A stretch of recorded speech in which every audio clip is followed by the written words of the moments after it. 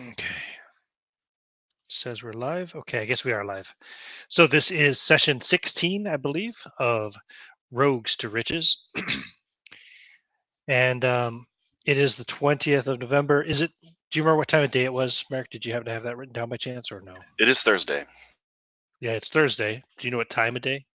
Or It would is have it been midday? Or Thursday evening, I believe. that sounds good to me. So we're probably going to be starting Friday morning then, but the 21st. But it was Thursday evening when we finished our drinking.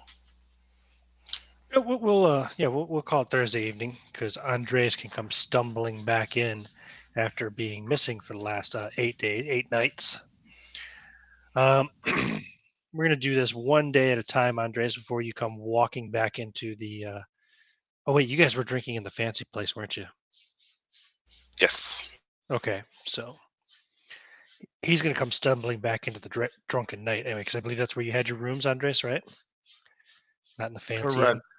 inn. Okay. First, let's find out what all has happened to you in the last 8 days. Day one, roll a poison save.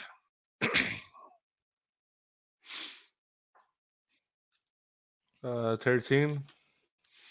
13. Is that a success or a failure for your poison save? Let me see real quick. My poison is a total of 16. So it's a failure. Okay.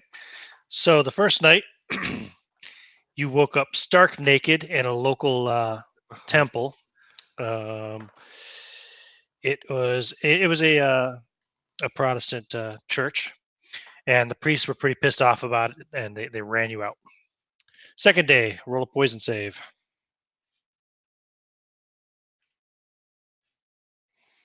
7. Okay, another failure. On the second night of your drunken raving, you were involved in a random brawl. Roll a strength check. Roll d20.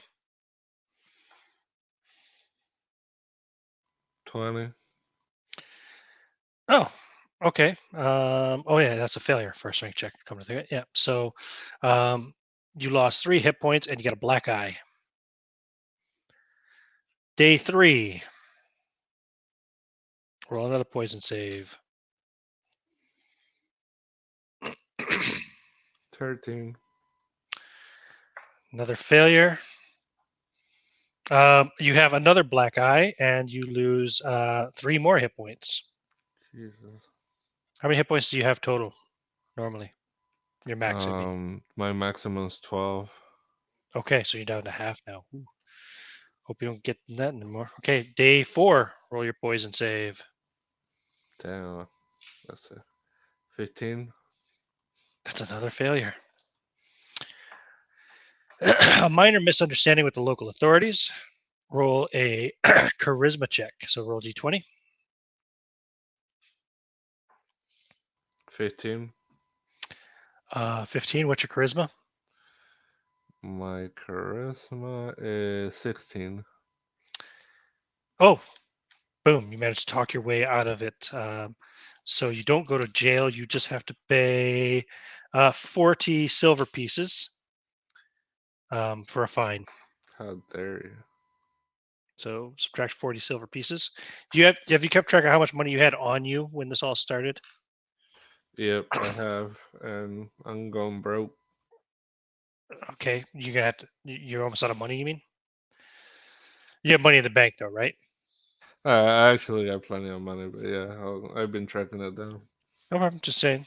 Okay. Day five. Roll a poison save.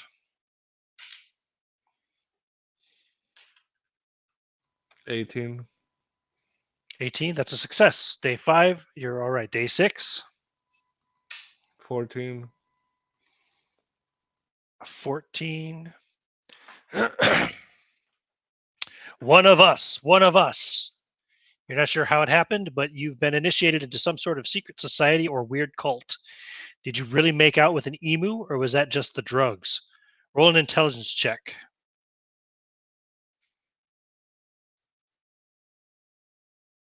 I got a 14, and my intelligence is 13. Yeah, you don't remember the signs and passes of the cult. You just know that you joined some weird cult and you made out with an emu. An emu, by the way, is a big bird, kind of like an ostrich. In case you didn't know. Got How much money do you have left on you? 1 second.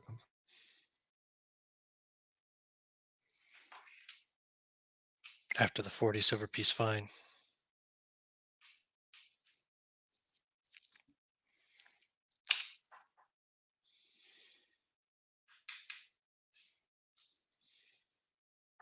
I have like 3 gold left. Oh, you have 3 gold on you. Shit, that's a lot of money. That's 150 silver pieces. Okay, roll another poison save for day 7, night 7. 20. That's a success. Good. And the last day, roll another one. That one is a 7. Oh, that's a failure. So, boom. The roof is on fire. You accidentally start a conflagration. Roll a d6.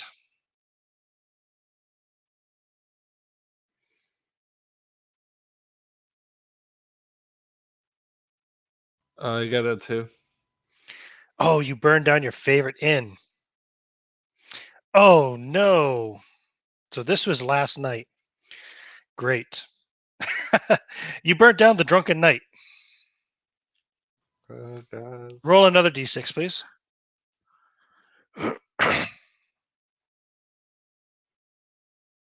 Another 2. No one knows that it was you that caused the fire, though. That's right. Now, what all did you have in your room at the drunken knight? I don't think I really had anything in there. Okay. You had 3 gold pieces left on you, though? Yeah. Okay. Lose them all. Uh-huh. You spent all your money drinking for the last 8 days. Okay, that sounds fair.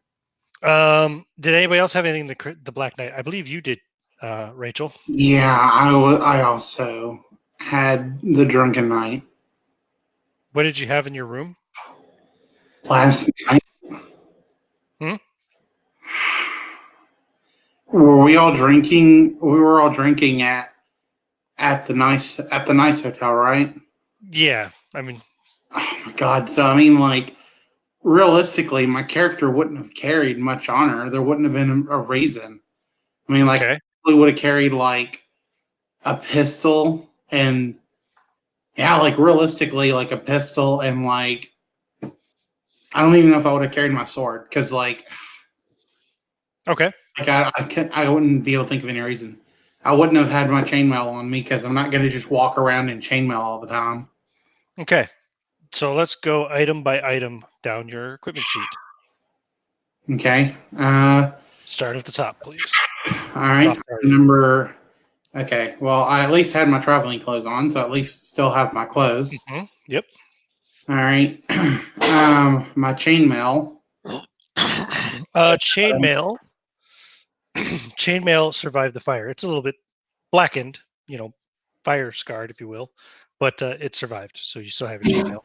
It's just been, kind of I don't touched want by fire. I don't want to interrupt, but wouldn't it be the night before we were meeting to do the if you burned it down then? So she may have been out. If you look back and if anybody took notes, she may have been out with some more of her equipment. I don't know what we did the night before. I'm just asking.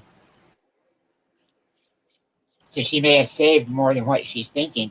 What you guys have been doing has been resting up and then just doing planning and plotting and stuff. Okay. Right? Yeah. Was there anything else you guys did? Does anybody remember, Merrick or? I mean, that's all we did. And so, okay, so we're drinking in the fancy hotel tonight. So, And I just finished my display of how invisibility works, sort of. Right. Okay, cool. I can't believe I'm even in the state of mind to be able to handle this right now because, I mean, if it got burned down last night, well, I mean, last night I would have been in the place, right? So, and I have a chest that I keep my stuff in. So could I not have just grabbed my chest and just ran out when the fire was started? Possibly. Would you be over encumbered with that much stuff? Let's see. With everything, let's see. I have 19 Don't items. forget the chest counts as an oversized item, so that counts as 1 point of encumbrance immediately. Okay, I have 19 items plus a Yeah. chest. Does the padlock count as one item? That's a good question. Is a padlock I don't have. I'm not. lock? Yes, a lock counts as one item. Okay, so that's up to 22. A flask of oil and 2 other standard rations, so that's up to 25 items. Yeah. And 25. Plus the chainmail counts as 1 pip. The Yeah, chest counts as 1 pip. So that's So you're definitely over encumbered. 2, 3, 4. So at 4, that's severely over encumbered. So I would not have been able to go fast. Roll a, let's call this a, I guess poison save. Oh no, roll a constitution check. You have a good card? Constitution, I have a 16. Yeah, roll a constitution check. Okay. Come on, die, don't let me down. 4. A 4. It's either You may good or save. really You may good or really save. bad. You may save 12 items. Choose 12 wisely. items. Everything else is lost in the fire.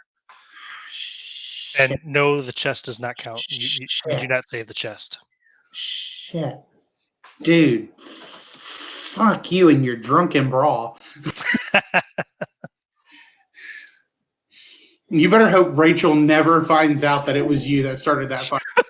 Okay. No one knows. No one knows it. You will come In to fact- it pretty quick. Do In I fact, know that I it started? specifically says that no one knows. So I think, let me double check. No one knows it was you.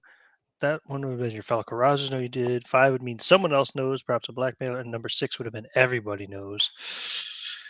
I tell you what, roll a poison save for me. Again, one more poison save there. Talking to me?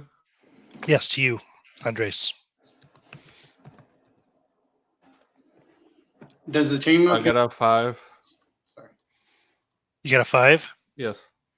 No, you don't even know that you did it. Yeah. You don't remember. So the chainmail, I'm going to count the chainmail as 5 items because it's an oversized item. Oh shit! Really? Yep. No, come on. So you can save your chainmail plus 7 items. Ah, fuck. All right. 5. 6, 7, 8, 10, 11. You know what? All this stuff probably would have been pretty close together anyway, so it probably makes sense. This is all stuff I would have had because A pouch with 50 up to 50 coins in it counts as only 1 item. Okay. So if you have a pouch with coins in it, you know. Yeah, I probably. Shit, I don't think if I remember correctly, I think I had most of my money in the bank. So yeah, I did. So I probably don't know about that. Okay, so these are the items I'm saving. Probably all this stuff would have been really close together anyway, because these are the things that would have been the most important for me to have. Chainmail. So of course my chainmail, my medium weapon, which is like a long sword, my arquebus, and my 2 pistols. Okay. Which all would have been with my chainmail as well. The shot bag and the powder horn, because guns. And then right as I was leaving the room, I happened to see the scroll case that has that map in it, and I grabbed that as well. Okay. Anything else then was lost. Oh, dude, fuck you. And Now the question is, not who was stabling horses at the drunken night?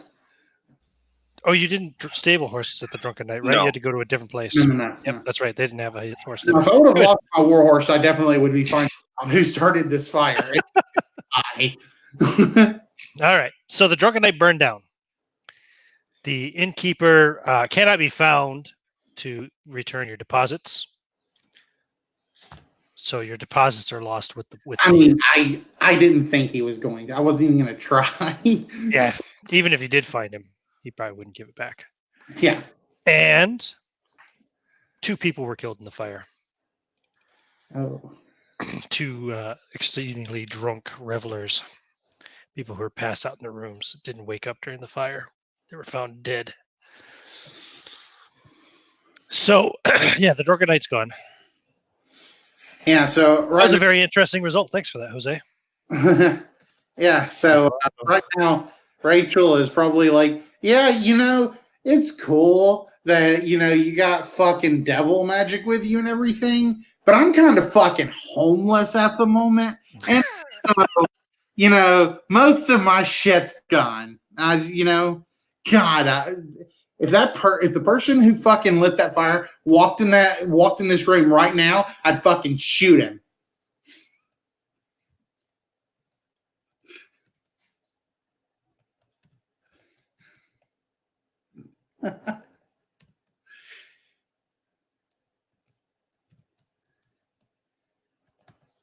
All right.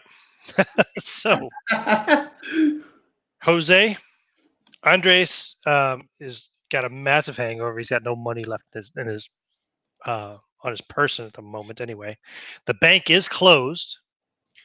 You've only really kind of come out of your drunken stupor like an hour ago. It's Thursday, so the bank will be open in the morning. But yeah, at the moment, you're wandering around trying to figure out what the hell happened to you the last week. You have some memories. Maybe you might remember the brawls. You still got the black eyes. You still got the missing hit points. And you were lucky enough to remember you had friends staying at the Oriental Princess, I think it was called, right?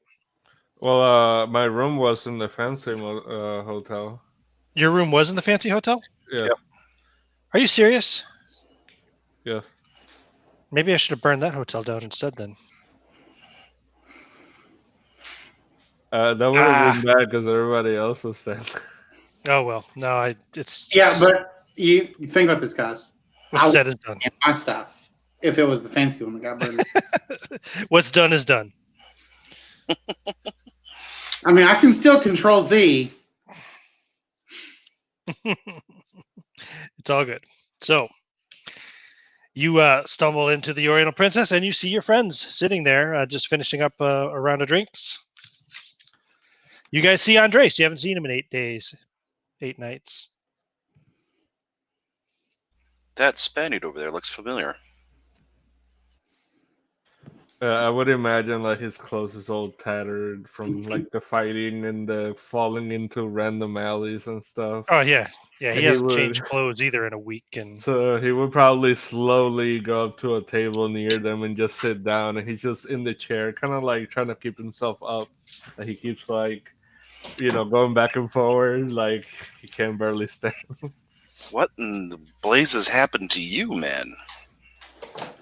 Where have you been? I don't know. I've been drinking and I've been all over the place. It's weird. Fancy time for you to wander back. Some idiot burned down the Drunken Princess last night. I bet it was the owner. I bet he did it and collected the insurance. Not surprising if that's what happened. It was a shithole anyways. I mean, I paid that guy gold and told him to look after my stuff. If I ever find that guy again. He's probably halfway across Europe by now. No doubt. She downs another L. So, how long have I been gone? No, just over a week. In that time, we have discovered that we have no idea who would be selling the wood that we found off of the flying machine. Cole was stabbed in the back by some random blackguard and holed up in a church most of that time, getting healed. Mm-hmm. And I have just been wandering around the city. At least I got my guns out. At least I got my guns. And my armor. My horse is safe across town. Oh, god damn it! I forgot my money. So I don't know if I told you guys this, but I misplaced all my money. Oh boy, did you not have any in the bank? 1 second, let me check. Yeah, that 3 gold wasn't all you had to your name, was it? It might have been. Hey, well, Okay. I had like a gold and 37 silver on me, and the rest was in the bank. Oh, really? You only had a gold and 37 silver on you? Yeah, And I how much was in the bank? 2 gold. 2 gold? So yeah, I had a total of like 337. There's only 1 gold left in the bank because you made a withdrawal sometime during the week that you don't Yeah, remember. okay.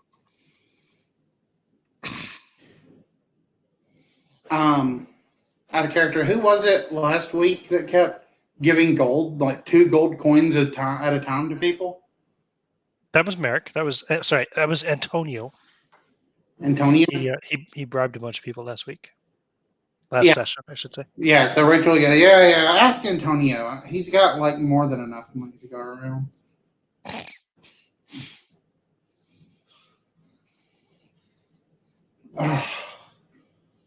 Where am I going to sleep tonight? Yeah, and I think with that, like he being in the chair all like wobbly and stuff, we look at everybody and he'd be like, "I'm never drinking again." Got in a couple of fist fights, almost went to jail, joined a cult, burned down the drunken night. I can't wait to see how that cult thing works out. It's going to go eventually. I'm gonna keep that one in my back pocket for later. Andreas is fine though, because he was here when we all made that deal with the innkeeper, so he's paid for the month at this place. Yes, he's paid up here. He's got a room. He just doesn't have any money for any food or Right. drink or whatever. And yeah, and I believe it's in places like this they usually take the key from you when you leave, just in case you never come back. And there's a big, like, sweaty merchant sitting at one of the tables, and he's got like silk clothes on, and he's still sweating profusely. Mm-hmm. He looks kind of like Dom DeLuise times 2, and he's got a couple of younger boys sitting at his table as well, just kind of sheepishly staring at the table and not really saying anything. And he looks over and goes, "Oh, Andres, you're back. Bartender, give him a drink on me." No, please, no more. Thank you. I'll take a water instead. The barmaid walks over and says, "Here, it's your favorite." And she puts a glass in front of it. It's like a tumbler-sized glass. It's filled with some kind of really strong alcohol. And just raise an eyebrow at him. If Rachel sees that you're not drinking it, she's just going to reach over and grab it and start drinking it herself. Yeah, he would be fine with that. He would. Rachel needs it more than you. He gestures to the boys. He goes, "That man there, that Spaniard knows how to party." Really? Could you inform me more? Because I don't remember. I can't recollect the past few days. He just shouts kind of across the bar. He's like, "Well, I'm not sure you want me to in mixed company." Winks. Your legend grows. Hey, what do you think you could? Let's just say I couldn't walk right for a couple of days afterwards. I'm a little concerned with this. Hey, what do you think you could cover my tab here tonight? I can pay you back in the morning, but Yes, no worries. banks are closed tonight. That's fine. No I'm worries. gonna need a room and another drink.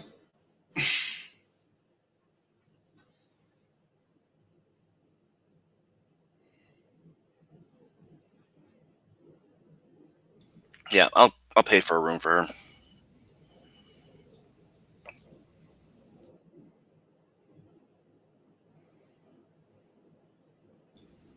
How much is it?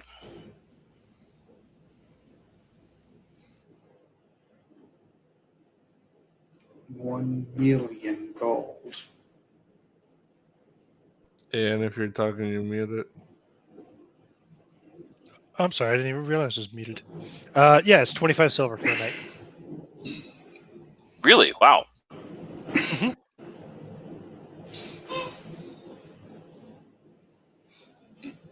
Yeah, because you guys spent like half your check or so in order to like get a room here for a month. Let's see. For a month, it would cost like 750 silver, something like that, roughly. That leaves me with 7 silver until I get to the bank.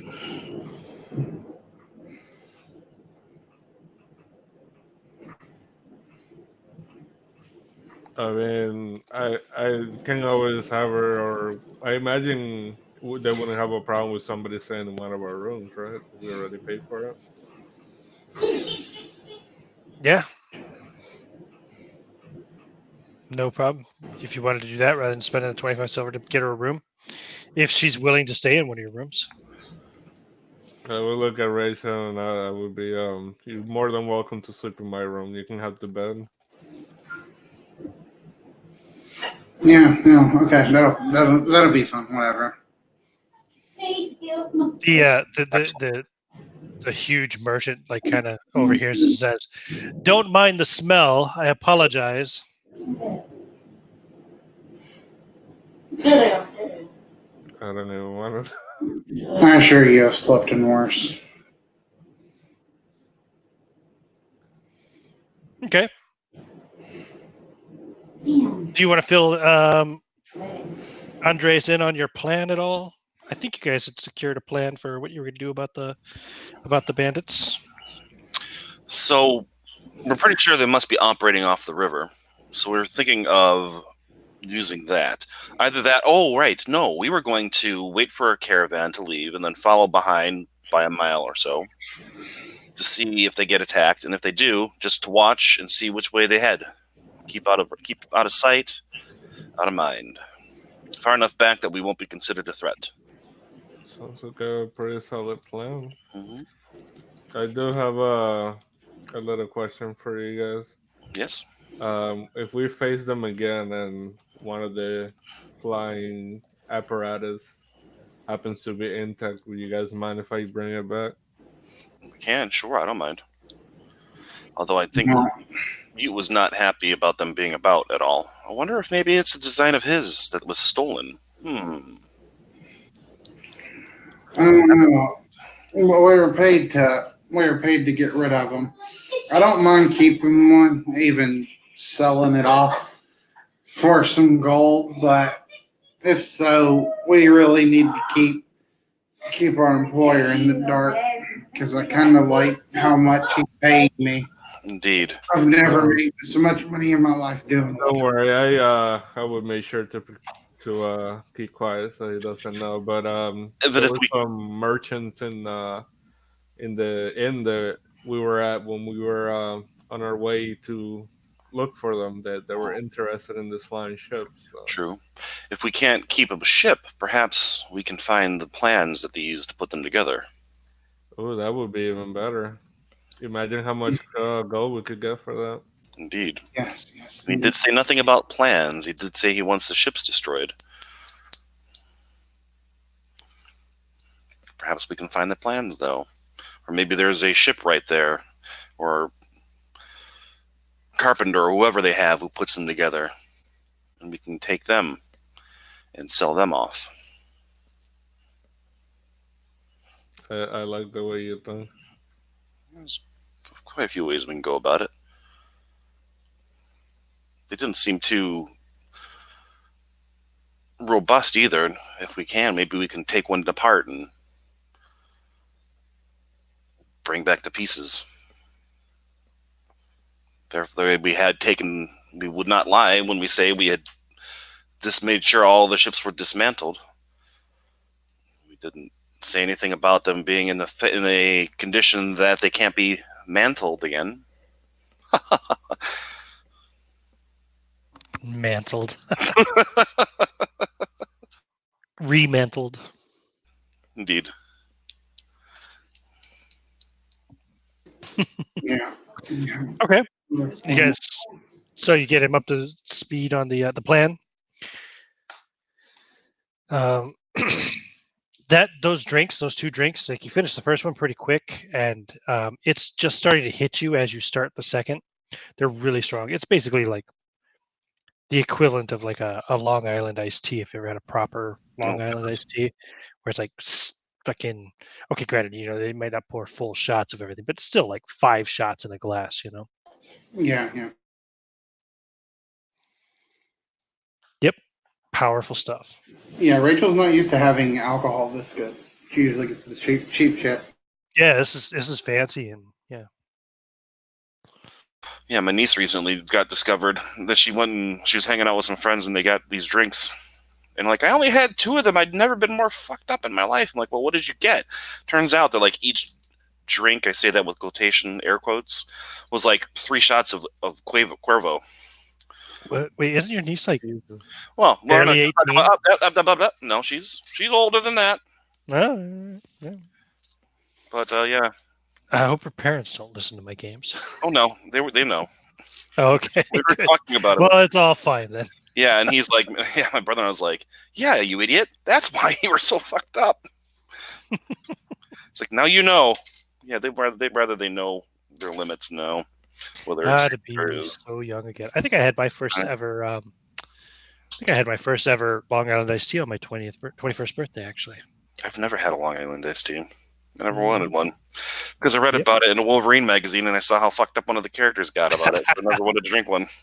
My 21st birthday was at the Green Mill in Chicago. Oh wow, really? Yeah, I got wasted. Huh. On my 21st birthday, I was so drunk I danced. I'm sorry, go ahead. I didn't mean to interrupt you. Holy shit. Okay. I was on watch for my 21st birthday, but when I got to go out, I got so drunk I nearly shattered my ankle. I was on crutches for a month after that. Nothing like getting drunk on a military base, eh? Yep, nope. I spent my 21st birthday on watch. On my 21st birthday, some friends and I got together to play quarters, and like we were playing it so that whenever you made the shot, you got to call someone else to take that shot, or whenever you made the quarter into the glass, someone else had to make the shot, and the person who made it got to call out. So they kept calling me, but we had this like one cup that was like a little taller than the rest, and if anyone made that, they got to call someone to do a 3 wise men, Jack, Jose, and a shot of Jack, a shot of Jose, and a shot of what's the third one? Jack Daniels, Jose, Jim Beam. Morgan. That was it, Captain Morgan. Captain Morgan. Yeah, it was like you had to do 3 of those, those 3, and and I had this one friend who was like incredibly freaking good at quarters, so he kept making it in that tall glass, and eventually it got to this one point where like he made that tall glass and was like 3 wise men, and I was like, no, fuck you, and I don't remember anything after that. The age-old tradition of trying to give your 21-year-old friend alcohol poisoning. Mm-hmm. Let's murder you for your 21st birthday. Woohoo! American tradition. Mm-hmm. So at this point, the merchant at that table with the 2 boys says, "Gentlemen and lady, why don't you join us? Come, we're having a celebration. Drinks are on me." Drinks are on you. Yeah, I'll join you. Barman, 4 more for my friends here to join us. I'll just nurse my drink. I'm gotta get ready to go to sleep. I need to be up early so I can study my spells. Ditto, except without the spells. Yeah, any drinks that Andres gets, he's gonna push over Rachel because after all that, he's not gonna drink anymore. It's just 4 more of the exact same thing. 4 more big, like 5-shot drinks, He says, "It's my friend's birthday here," he says, gesturing to one of the boys who's sitting there. "This is Antonio. What's your name again? Antoon. How old are you today, Antoon? 14, sir. 14 years old. Another drink for Antoon, please, barman. Oh, I forget. I didn't mean to be so rude. I am Dominic DeLuigi. Nice to meet you, Dominic. Andres and I are already intimate, he says. But please, what are your names? Rachel Sutton.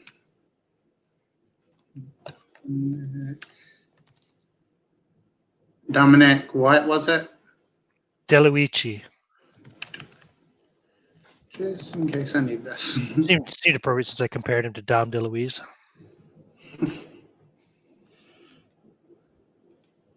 I suspect there are probably some people in this game that are too young to even know who Dom DeLuise is, but Probably.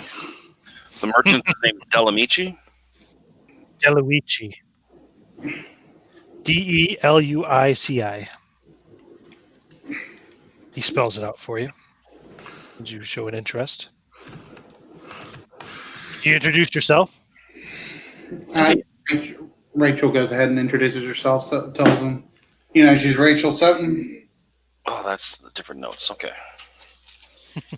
Was staying over at the Drunken Knight, but it burned to the ground. Drunken Knight. I heard there was a fire. Yes. I did not know the place, but... Well, you have landed in good company, my lady. And which of these gentlemen is yours? I know it's not that one. And he winks at Andres. Yeah, I'm pretty sure by now he's probably like, I could use a drink now. You're taking that drink back.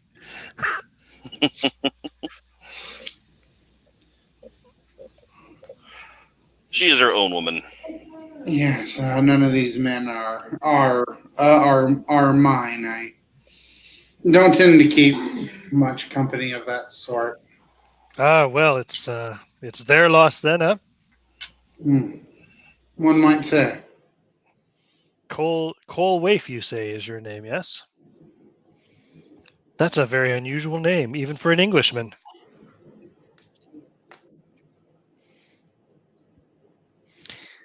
And you, Antonio Valente, well, another good Italian, I see. Indeed, from just outside Genoa. Genoa's Italy, isn't it? I hope so. Actually, there's a Genoa in Sweden. It is. It's northwest Italy. Is it? Okay, cool. Yeah. That's why he's more light hair, closer to blonde than brown. Oh, very well. I'm from Milan myself. Oh, wonderful. I have family in the Milan, I believe. Although it's been quite a while since I've been with the family. It's hard to remember when every, Catholics, we tend to spread out, do we not? Ha ha ha. Some of us more than others, he says, elbowing Andres in the ribs. Remember, what happens in the bedroom stays in the bedroom. Ha! Not with Italians, sir. Spaniards, I didn't know they were so coy. I wink at the merchant. Anyway, he says, don't worry, I have my hands full tonight, and he puts an arm around Antoon. Ooh. So tell me, Dominique, when are you heading out? Dominic, yes. Sorry. Heading out? Oh, I thought I would stay for a while. What is it now? It's the 20th of November? I reckon sometime in March or April. Indeed. Let the winters pass before you travel again. Why push it? I made plenty of money. I can afford to stay a few months in Amsterdam and enjoy myself. What better city to enjoy yourself with? Italy has its charms, of course, but it is not the crossroads that Amsterdam is, of course. No, this is a great city for trade, and trade trade is my trade, as it were. So, do you sell your merchant? Do you sell SAIL your merchandise, or do you take it on the roads? Oh, of course, by sale, yes. I have a ship in the docks with a skeleton crew aboard just to keep it safe over the winter months, but most of the rest have been disbanded to spend their wages. Yeah, seems a far. Probably some of them may rejoin me in a few months' time. Others will just be replaced. That's the way it goes in this business. Yes, I can see. Yeah. Overland travel lately does not seem to be so great. I spoke with some merchant lately. There's So some, the war, it's taking its toll. and with war, banditry runs rampant. Perhaps I've thought about getting into the war business myself, but wine and oil still sells quite well. Probably always will. Indeed. What about yourself, my dear Miss Sutton? What do you do? Oh, what would one such as yourself call me? A bodyguard of sorts, I guess one would say. A bodyguard. What's your strength, Rachel, by the way? Oh,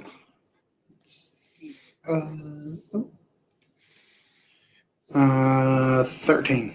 13. Yes, you do look to be quite athletic, I suppose. Yes. Yes, I did not grow up. Most women would. Let's just put it that way. She is quite good at putting the pointy thing in the squishy bit. He elbows Andres again.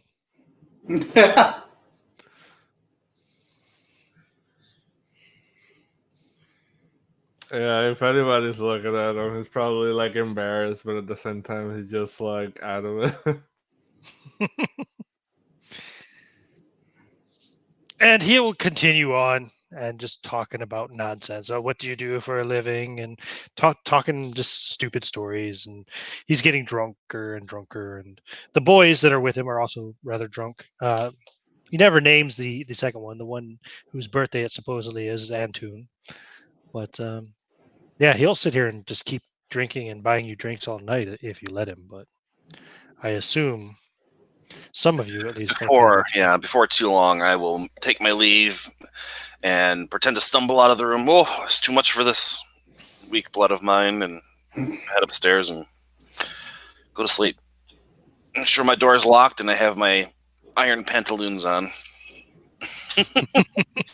Retro will enjoy a few drinks with him. Get pretty buzzed, pretty tipsy. But when she gets to what she knows her limit is, she'll stumble off to her room. Her room, which is Andres' room, yeah. Oh yeah, well yeah. Sorry, I forgot that they didn't pay for a room. Right. So Andres, when you finally get Rachel up to your room, you guys have had quite a few drinks. You're probably pretty well intoxicated again. Your room is trashed inside. Like the mattress has been kind of like well, not mattress, I guess. Oh yeah, it would be sort of like a mattress. Yeah, it'd be like a feather mattress type thing, I guess. It is fancy and it's torn and there's feathers all over the place, and it smells of it smells of sweat and sex, basically. And there's a little hint of like stale vomit on the air as well. Yeah, he would just look at Rachel like, "I'm really sorry. I don't remember what happened. I'm gonna have to have the guy clean this tomorrow." Is there like a blanket on the bed? It's on the floor, but yes. All right. Like probably silk blanket. Yeah, she grabs the blanket, just kind of like lays it out over the floor, and then she'll grab a pillow and just lay down on the floor. Actually, I tell a lie. It's a silk sheet, and it probably have like a heavy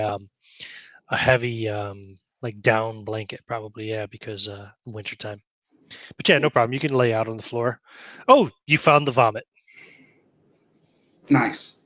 It's probably not the first time.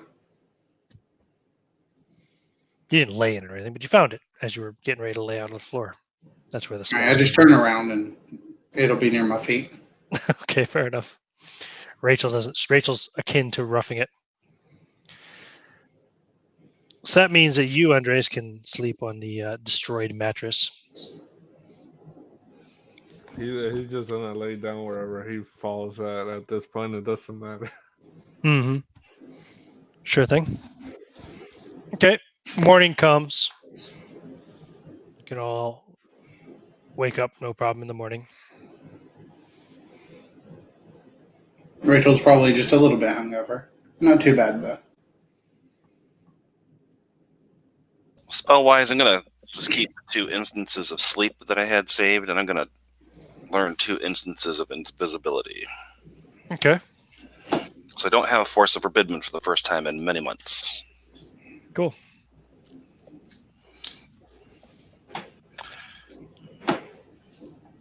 Rob, are you there, buddy? Yep. Cool. Just checking. Cool. So, yep. Okay. And what do you guys want to do? It is now November 21st.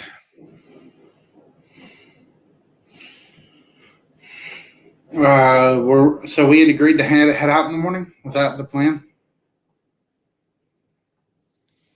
Yeah, I think so. I mean, we could try and spend another night here and try and hunt a mugger, but in a city this size, is he still going to be around? Is it even going to be possible? Would it be just? I think it'd probably be better. Been like a week or something. Yeah. So the odds of that working are, as much as I would like to try it out. So in fact, yeah, I wouldn't learn 2 things of invisibility. I'll stick with 1. Stick with force because that's just too good to have. But yeah, I think we should maybe head out. Yeah. If our plan was to head out, then when Rachel gets up in the morning, she will don her armor. She'll probably get Andres to help her, and get all of her stuff on her. And Weather's actually pretty decent. It's a little cold because the sky is so clear. Threatening to snow come evening, but by evening time you will have reached the that roadside inn, which I think I still have written down here. That roadside inn was called. before we leave town, I need to withdraw some money. Yeah, that's a good point. Oh, right, money. Yes. I should probably also buy a belt pouch. How much does a belt pouch cost? Oh, you left your pouch in the fire. Yeah, lost it in the fire. A belt pouch is under containers. They cost 5 copper, half a silver. All right. And how much gold do you said I had left? Was it like 1? I don't know. You said you had originally had 2 gold in the bank. Yeah, it's a gold in the bank. So you'd withdrawn 1 sometime and spent it during the week. So yeah, you have 1 left. Okay. I should probably withdraw that just in case I need some money. Okay. I'm going to withdraw 19 silver pieces, and then I spent 5 copper, you said, on a belt pouch. Oops. 5 copper, yeah, for a belt pouch. All right. I have an idea before we leave town. Okay, is this a destination point and a taking off point of the caravans generally? Amsterdam, definitely. Okay, so we need to talk to somebody that knows what caravans are going out and what's coming in, because we want to be able to make sure we're going to get close enough, but not too close to the one that's ahead of us. Well, you might remember that there is a roadside inn about a day's travel from here. It's before you get to the point, where the forest is. So you could travel that far, perhaps, and keep an eye out for. Yeah, that's what I was thinking. Mm-hmm. Yeah, I think that's a good idea. Okay. Yeah. We could probably also, if somebody had actually, what is it? Not a telescope, the thing to see far away. I forget what it's called. Spyglass? Oh, Yeah, spyglass. If we can get one of those, we can probably get a room in Do you want to buy one? Third floor. If I have enough Those money. things are expensive. They're like 1,000 silver pieces or something like that, I think. Okay. They are 250 silver pieces. Oh, that's it. I'm a Yep, broke 5 dude, gold. so. Because I was gonna say, if we have one of those, we can just chill in the inn in like a second or third floor bedroom and just keep a lookout that way.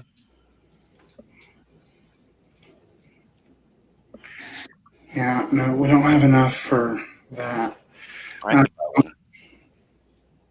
Chances are they would be stopping at that. It's called the Bottle Arms. Chances are they'd be stopping at the Bottle Arms anyway on their travels. So it's kind of like the halfway point between Amsterdam and Nijmegen. Nijmegen. I keep saying Nijmegen. I'm still stuck in the Holy Roman Empire. Nijmegen. You know what? It's still might not be a bad idea to have one. How am I in encumbrance wise? That would be one encumbrance point. Yeah. You want to buy a spyglass or 250 silver? Yep, I'm gonna purchase one. Yeah, do my little math here. You could definitely afford one in Amsterdam, or I mean, you could definitely find one. I should say in Amsterdam. Whether or not you can afford one, well, I know you can. But Yep, I will buy one. let me see here.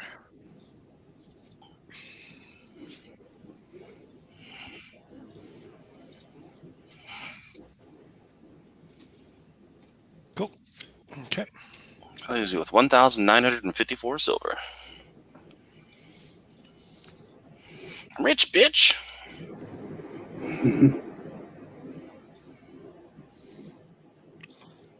Cocaine is a hell of a drug.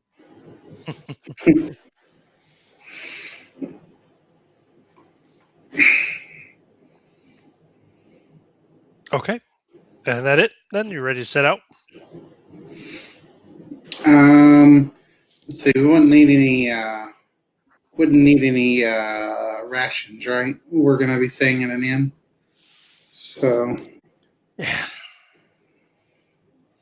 I still have rations left over on my saddlebags for this type of thing. Mm-hmm. Yeah, I'm bringing mine just in case, because when we Yeah. go chase bandits, I think she's asking because hers were lost in the fire. yeah. I imagine we can share. It's not a big deal. Well, yeah, we'll be able to pick probably some up at the inn or on the way out of town, but at the end, definitely. You sure are being generous lately.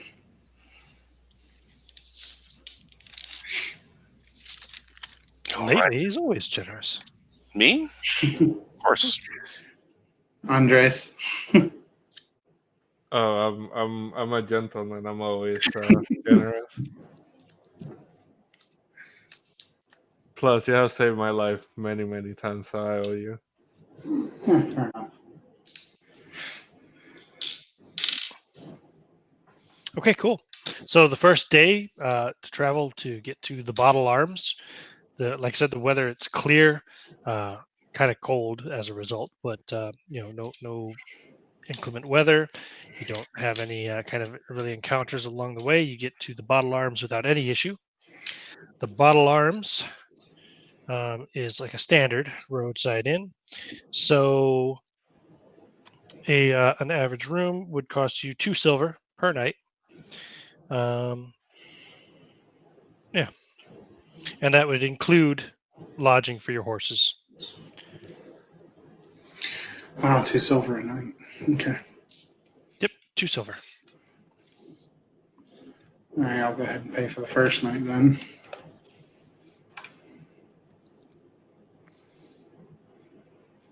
Very good.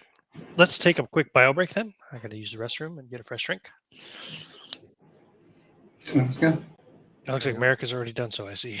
So, be right back.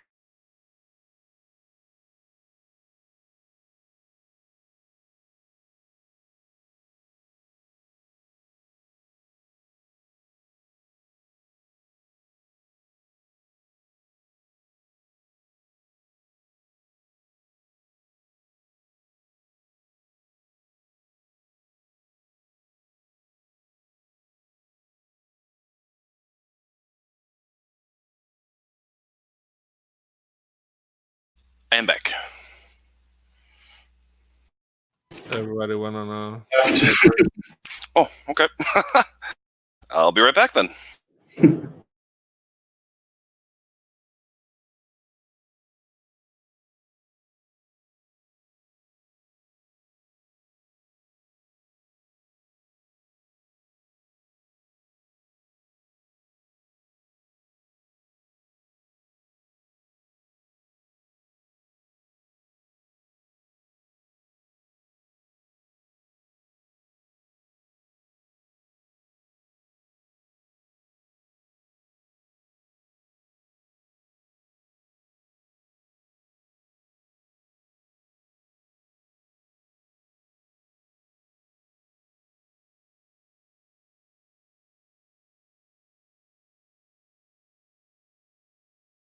Yeah, I wonder how long it's gonna be until somebody finds that and then they start hunting me.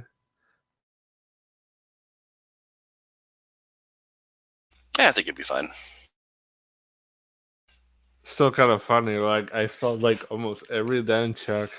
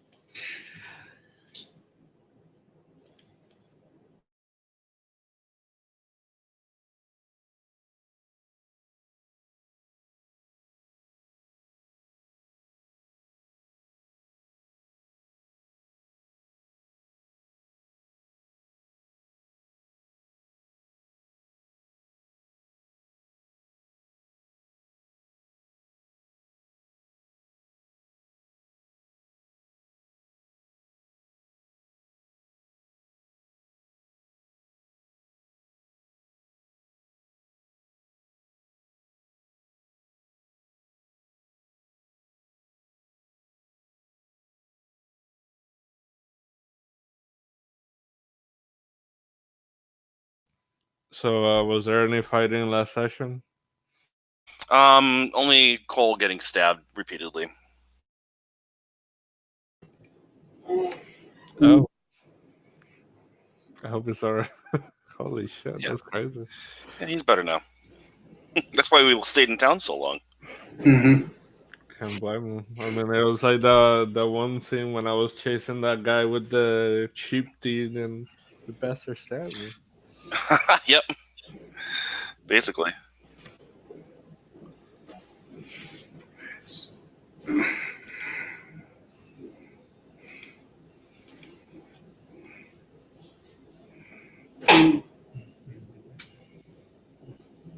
I will say this: I was a little disappointed about that because my damn gun wouldn't shoot.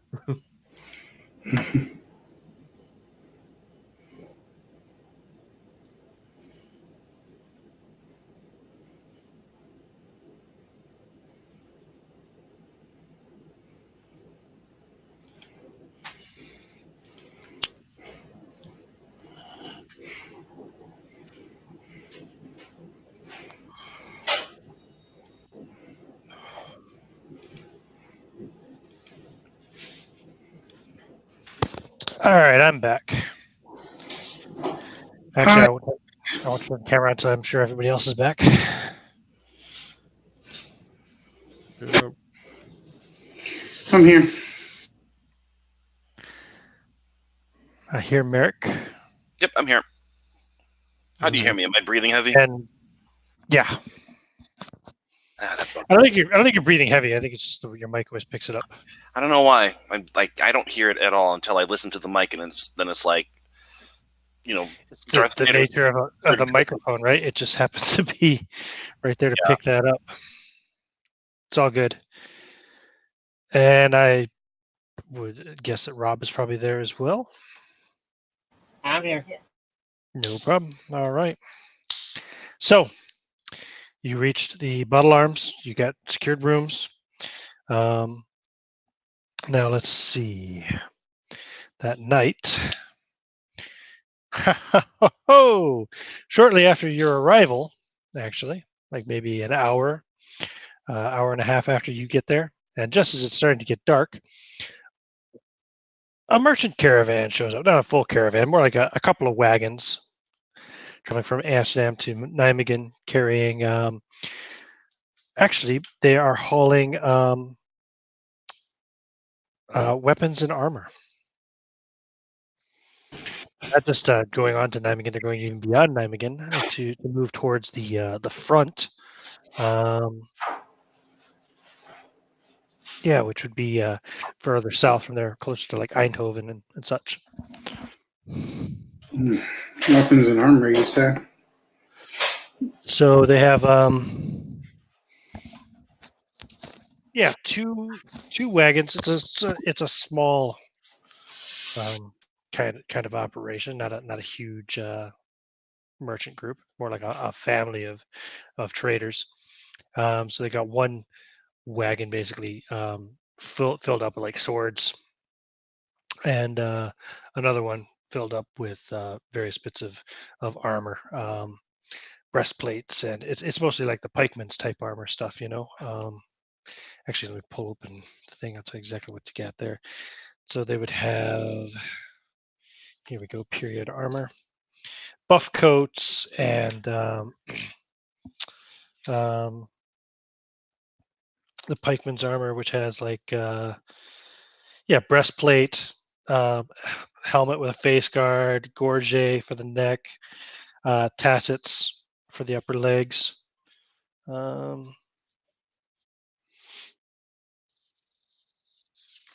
Yeah. And they might even have a few of those lobster pot helms as well. Do they have any? Do they have any gun stuff on them? In fact, let's just go with the full pike thing. Let's say they don't have swords. They do have pikes instead of swords, and yes, they also do have some rifles, arquebus, basically type stuff. Or would they have muskets? Maybe they'd have muskets. Let me check here. Muskets have better range. No, it's about the same actually. Yeah, we'll stick with the arquebus. They have several of those as well, and of course some powder and shot too. Here, Crystal. Nice. Crystal. Yeah, I mean Rachel will approach them because she knows guns and such. Weapons are about the only thing she knows. Careful. She'll. Does it look like good equipment? Oh, you're gonna well, you want to inspect their goods? You'd have to convince them to let you out to see the Okay. wagon, I suppose. Oh, I mean, You don't have any of them with them. Do you want to ask them? Do you want to ask them for? I guess I'll wait for a second. I mean, because we're already at the end, right? So I Yeah, guess I already have a. I guess I'm already sitting down, having a small drink. Do I? I mean, so I probably don't even know what they're selling at first, right? They probably have mentioned it by this point. They're talking about it. They're well known actually. They're recognized as the family. They are the Yorink family. Klaus and his son David, and his other son Steve, and his other son Peter.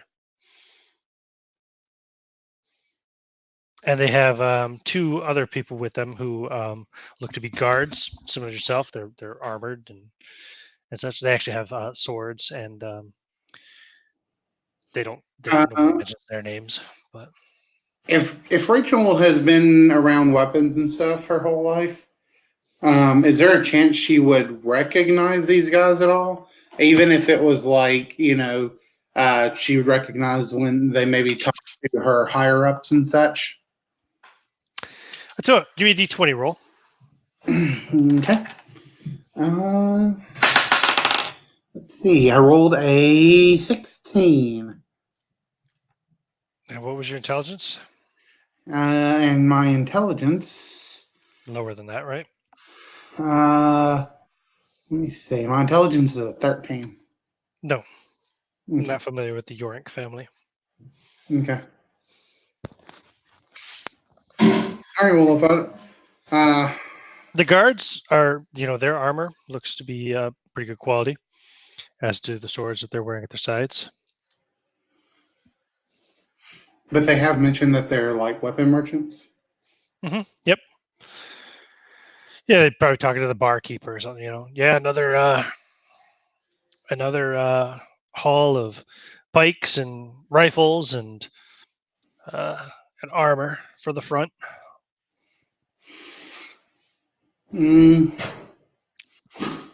Yeah. Rachel will approach him. Why not? I mean, she's always willing to.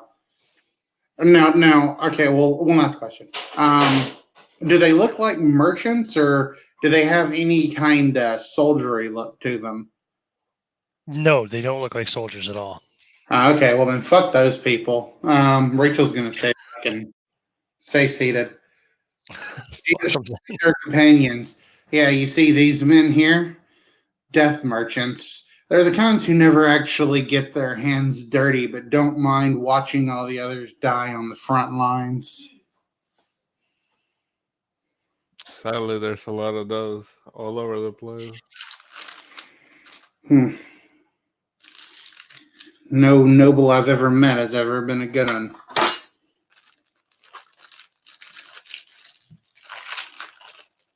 I don't know them. I've never seen them before, but they all have the same kind of look about them, the cowardice in their eyes. I say, if I had to guess, bandits probably won't touch them. I mean, look at how well armed their guards are, and they're actually transporting weapons. Now, there's a chance that the bandits could try to attack to get some decent weapons, but seems unlikely. I think we've already determined that the bandits are the kind to try and hit weak targets, right? I think with those flying ships they have, if I was them, I would, surprise anybody pretty much because they won't see it coming. On their back, they carry arquebus. I mean, arquebus could shoot down one of those things pretty easily. I believe on a good day they can get up to a good. You could shoot a good 50 feet with them or so. Probably up to 100 yards, not feet. How many yards? I mean, they have meters. You could shoot a lot farther than that, actually, but accurately, the range. She's just saying, she just means accurately. For an arquebus, hold on, let me go back over here real quick. I think the range Arquebus is 100 yards. Or is it 100 yards for short range? 100 for medium. 100 for medium? Okay. Yeah. Medium is at what? Negative 4 to hit. So that's 300 feet. -2. Yeah. And you can shoot up to 600 yards at a -8, but that's, we're talking what? But again, if we assume that their guns are rifled, then that's half penalty. So yeah, if they're rifled, that's true. It's half the penalty. True. So good point. And I mean, these look like. I mean, you said they look decent, like decent weapons. Rachel has no doubt in her mind that the ones that the guards are wearing, yes, are carrying rifle, arquebus. I mean, she wouldn't doubt that they'd be carrying rifled ones. More expensive, but definitely worth it.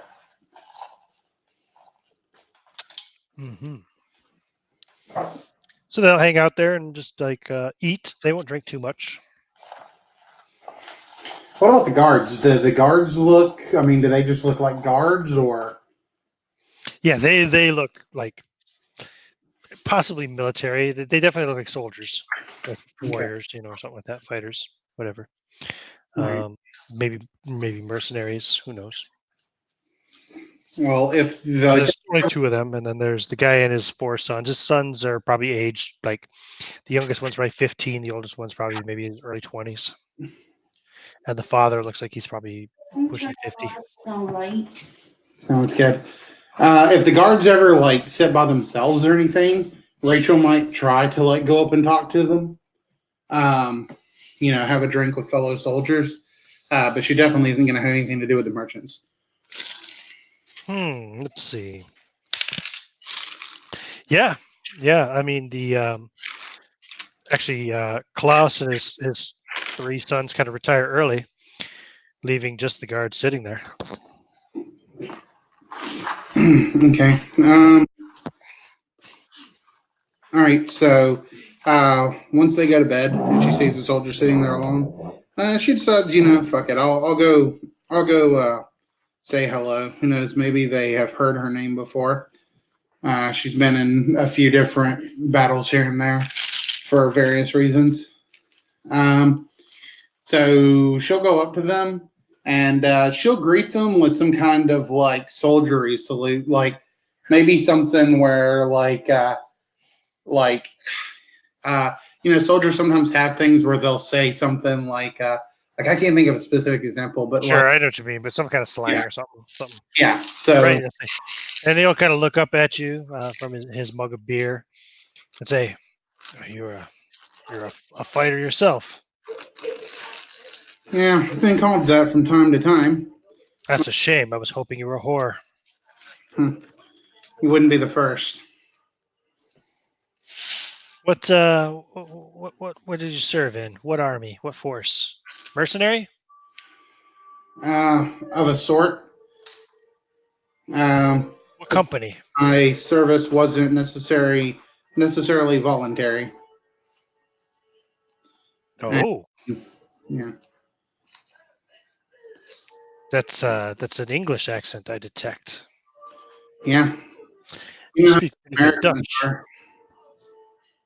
What'd you say? Yeah, I said, you know how those Americans are. They'll make a slave out of anyone. Americans. Or English, whatever. I don't know. I don't know what I'm doing right now. You're English, yeah. Yeah. No, English, yes. Like there's no. I mean, there's America, but it's the colonies. It's all part of England. Yeah, I didn't mean to say America. I don't know. Gotcha. You meant England, right? Yep. Yeah. Ah, yes. So at least their country is relatively safe from war at the moment. Well, when you own everything. But that would mean less profit for us, huh? And he nods to his friend. How about Come you? on, have a beer. Join us. What was your name? Name's Rachel. Rachel Soden. Rachel? No, I'm Willem, and this is Wim. Nice to meet you. Actually, come to think of it, it's probably Willem and Vim. Now that I think about it. Yeah, Willem and Vim. So, you got out of the war and decided to pick up. For the time being, doing some freelance work at the moment. Our company was smashed in Antwerp. Vim and I are the only two to get out of it whole. Been there. Terrible. Yeah. Spanish dogs, he spits on the ground. Killed most of our friends, so we made our way back up to Amsterdam and decided to take on a little bit more peaceful work for the time being. Contemplate our future, as it were. Stayed on with Klaas and his boys, making trips between Eindhoven and Amsterdam. It's only we only make one trip a week each way. It's not so bad. It's always good to land in one of the more peaceful jobs after going through such hells. What about you? Who are you with now? Are those your friends? He kind of frowns as he gestures over at Antonio and Andres and I'm forgetting names. Cole. I always forget Cole's name. Friends is a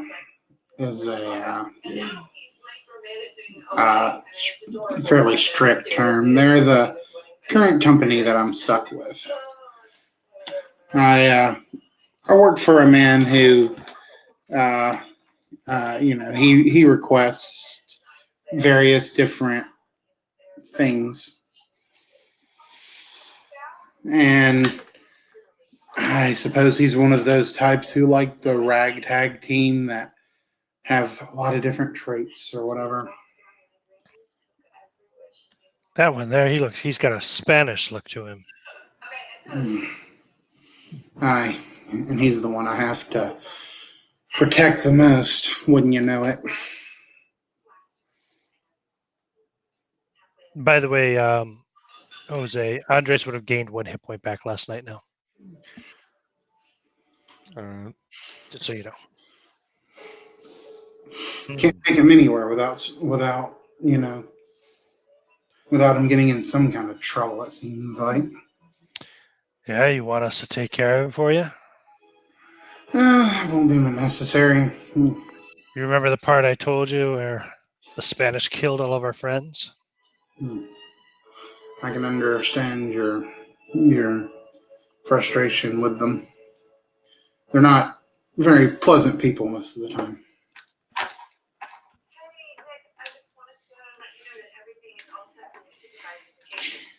I've heard, that they enjoy odd sexualties, if you know what I mean.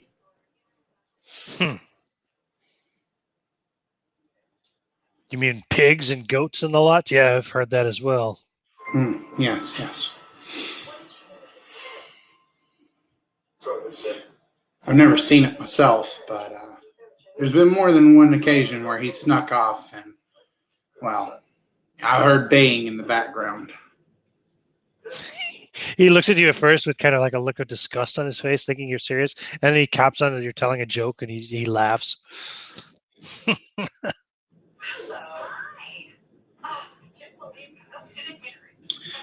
So you've been heading to I forgot the name of the city. Eindhoven.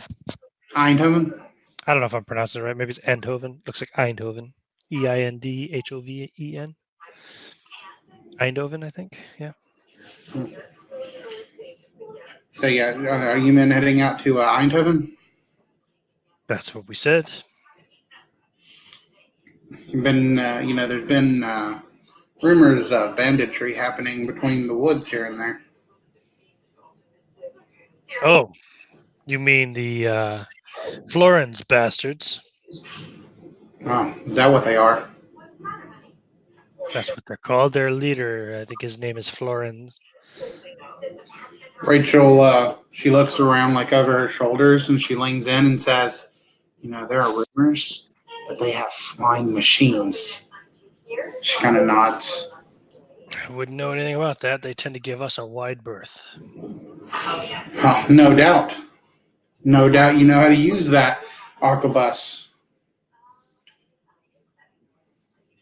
I keep mine loaded with scatter shot. I like having my pistols for the long shots. We only use the rifles for long shots. Close range, well, if it's too close for a pike, nothing does better than a sword, he says, slapping the sword on his side. I hear that, she says, and she taps the handle of hers.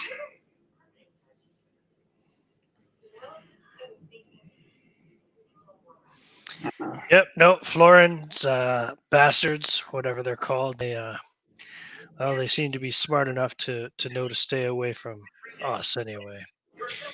I feel sorry for any crew who might decide to try to take advantage of our employer. Now, You know what I mean? He says, drinking his beer and sneering over at Andres. Andres, if you're paying any attention at all, you'll notice this guy is mean mugging you big time. Yeah, I probably noticed, but it wouldn't be the first, and it definitely won't be the last time. Rachel just seems to be taking it in stride. Um, so these Florence bastards that operate in these woods, say that man of power who had hired a ragtag group of individuals to take care of such people were looking for those guys. Where would you say that they operated? Well, they probably hide out somewhere in the woods there, close to the river, I'd say. They want to keep fresh water Of course, of as course. close as possible. I don't know what their numbers are, but I imagine they can't be too small if they're known to hit some pretty big caravans over the weeks that we've been traveling around here. Oh no, I can't say anything about those flying machines. I've never seen one myself, but Works of fiction, I say. Probably nothing to worry about. so you're out for them, huh? Is it a bounty on Florence's head? Perhaps. Well, I wish you luck. Just watch your back as long as you're traveling with that one, he says. Always, my friend. That other one, he's not Spanish, is he? He kind of looks similar, but no, he's gesturing to Antonio. No, I believe he hails from France, if I'm not mistaken. Ah, that would explain why he looks so soft. You don't know the half of it.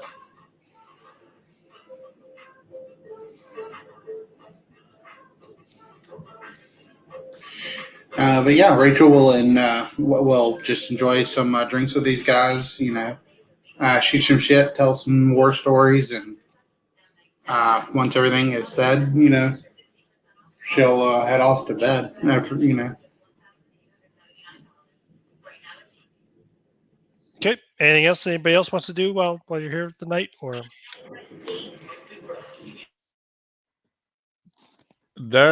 So all the people from that caravan are inside, right? yeah, the other four went upstairs, Oh. and these two guards are sitting up downstairs. What are the chances that I can sneak outside and take a look at what's inside their caravan? Yeah, you could definitely try to do that. Yeah, I want to do that, especially after that guy looking at me like, You want to do it late after most people have gone to bed? yeah. Those guys will still be downstairs, but most folks have gone up to bed, including Rachel. I don't know about Antonio or Cole. I can't speak for them, but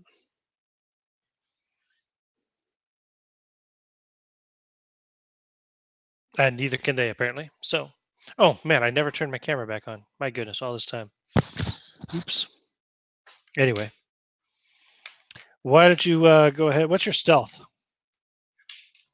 1 second. It's kind Just of tell me what it is. I'll roll it for you. My stealth. You're a specialist, right? My stealth is 3. Okay. Okay.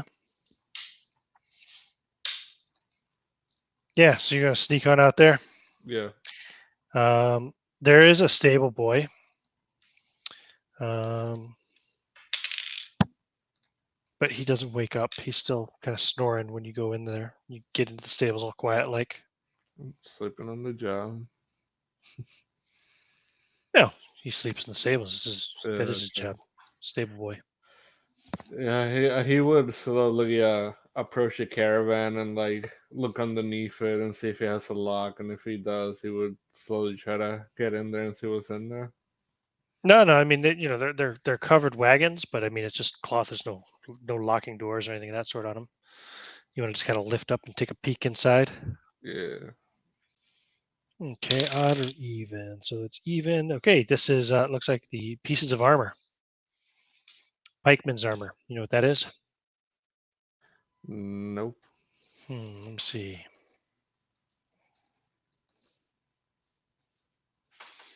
Pikeman's armor. That is a good example. Let's see. Let's save the image. We'll put this into the Rogues to Riches folder. Save. Go over here to my XSplits. Oh, that's Juke Van Oom's tower. All right, here we go. Okay. So there's a basic set of Pikeman's armor. That's a British set. Stuff like that. Sometimes it's not maybe the full skirt. It might just be the tassets, which are kind of like just, pieces of plate that kind of go over the upper legs. There's a breastplate and a helmet. Sometimes the helmets will have a what do you call it, like a visor on the front, to protect the eyes or whatever. So I would imagine that armor is kind of noisy, right? Oh yeah, for sure. Okay. Yeah. No, because I was thinking about grabbing some and like hiding it somewhere out there so we can grab it later, but maybe that's not such a good idea.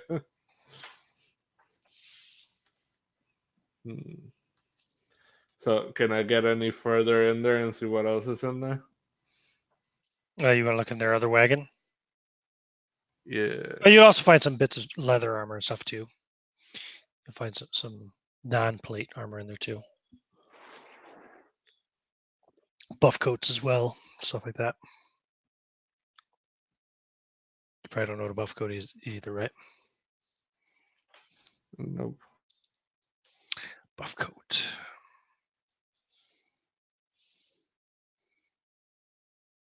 This is a good example here.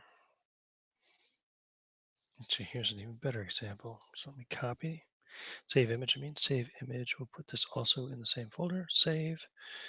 And again, I'll come over here to XSplit.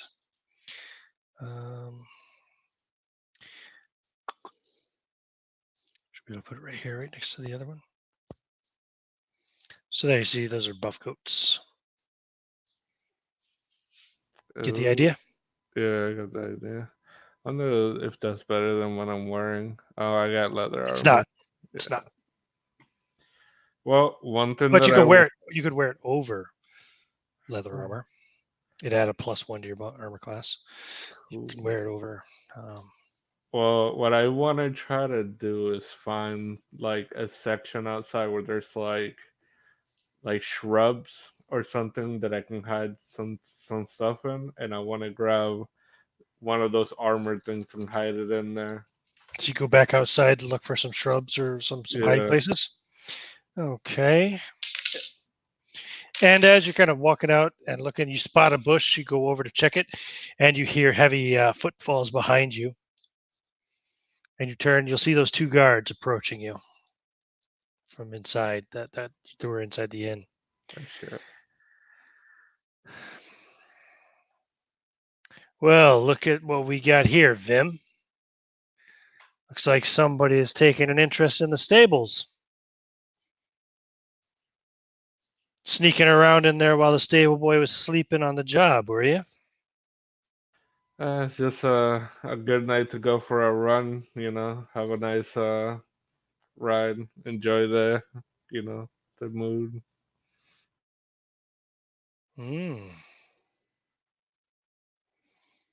He spits. He says, I think you were fucking the horses. That's what you were doing. That's what you Spanish pigs do, right? I heard, but I didn't know there was such a thing.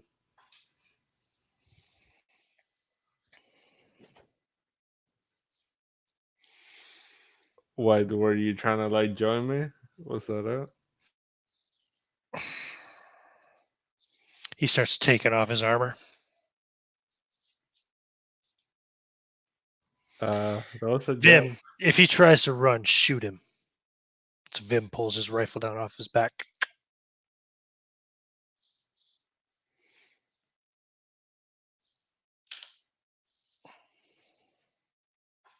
Oh man, this just got really lovely. You're not going to try to run, are you, Spaniard? Or attack me while I'm taking off this armor?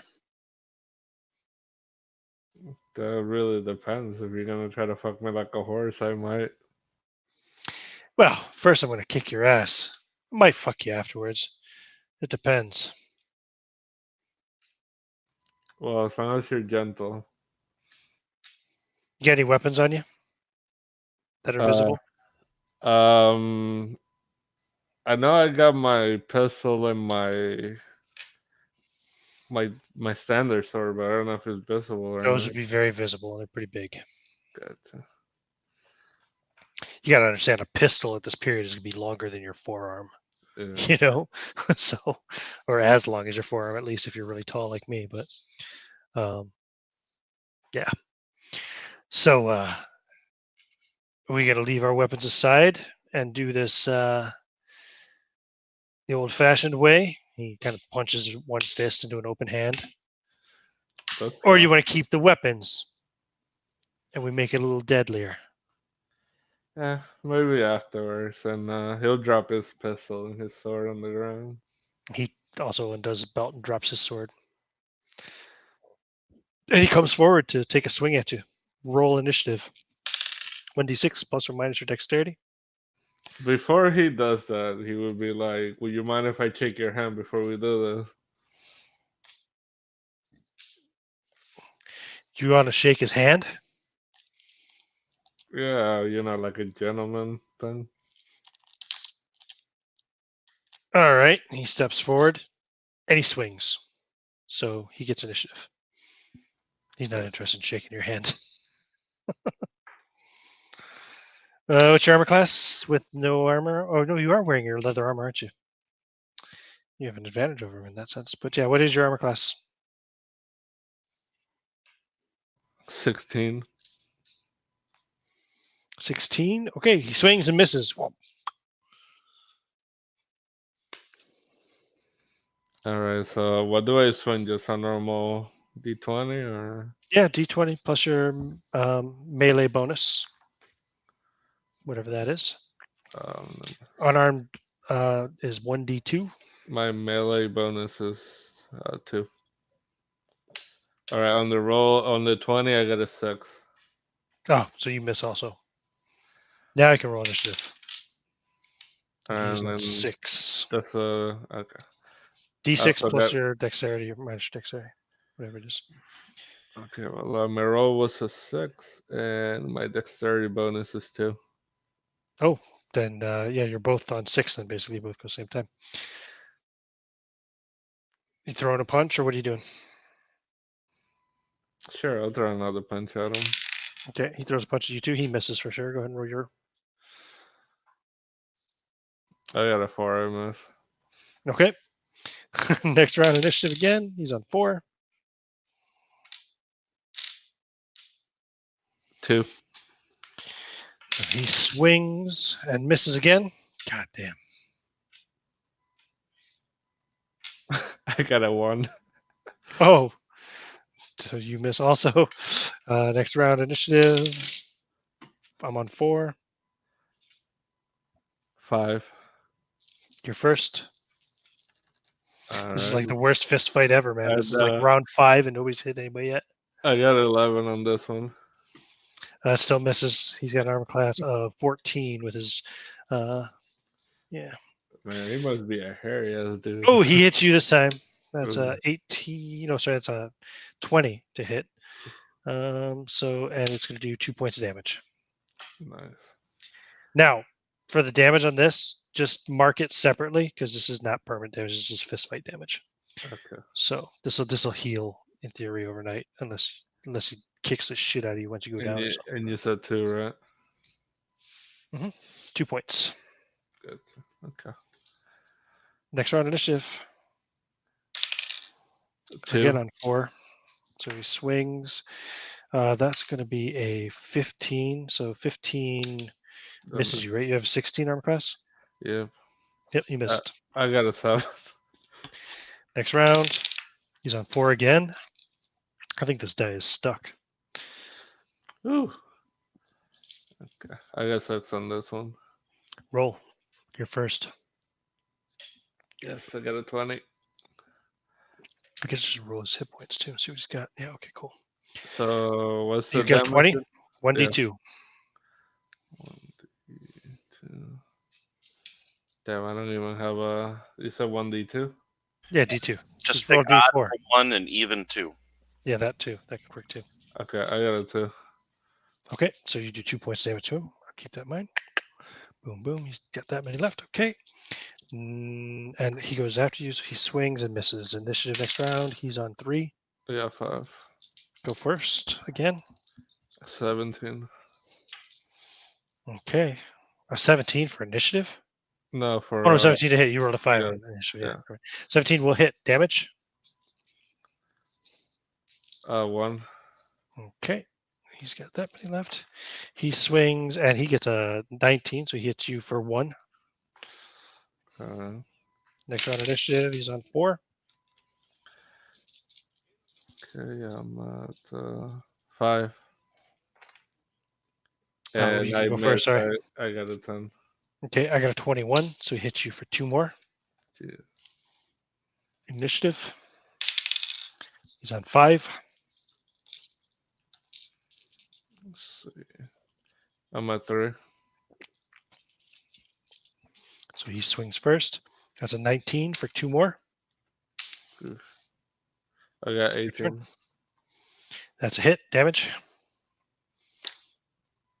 2. Okay. Next round. He's on 2. Not bad. Let's see. Initiative. 1. Oh, wow. Okay. Don't you have a +2 dexterity or something? Yeah. So you're actually on 3, right? Oh, my bad. I haven't been adding stuff. Oh, so yeah, you're first. Okay, let's see. Damn, I rolled a 4. That missed, but he missed as well. So next round initiative, he's on 4. I got 6. Okay, you're first. 19. 19. How much damage? 2. Okay. He misses again. Next round initiative, he is on 5. I got 17 on this one. That's a hit. Alright. He misses again. I got 2 again. Okay. He's wobbly. Looks like he's about to go down. Initiative again. 4. 6. You're first. 18. Bam, he eats dirt. He goes down. You only have 1 hit point left. I assume you just knock him down. And he tries to get up, but he just kind of collapses in the kind of hard mud. It's starting to snow. I would give him a hand to get up. He shakes you away from him and he spits at you. Don't touch me, you filthy Spanish pig. His friend comes over with the rifle still in hand and looks like he's thinking about cracking you across the face with it. Yeah, he would just look at him and be like, "Look, I wasn't trying to, be no trouble. I haven't done anything to you guys. So do what Don't you want any gotta do. trouble, go to bed. Fine." And he would pick up his weapons and just walk back in the inn. He'll tend to his fallen friend. Congratulations, you beat the racist Dutch bastard in a fistfight. Woohoo!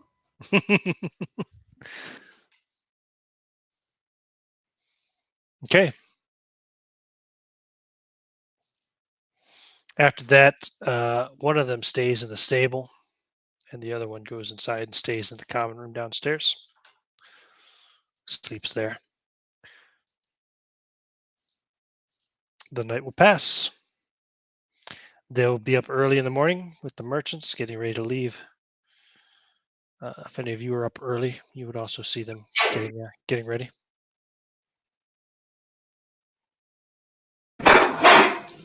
So, do we notice Andres looking any worse for wear? Or I mean, Antonio. Was it Antonio or Andres? Andres, those wounds will pass by the daytime. You didn't take that much anyway, so. And you'll also gain 1 more hit point back for the night's sleep. So you should only down 4 now, right? Yep. Cool. You might notice some fresh bruises on his face, but yeah.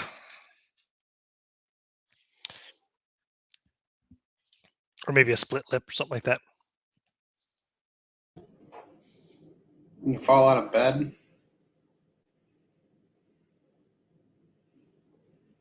No, I went out for a walk last night and I kind of tripped. I'm clumsy. What can I say?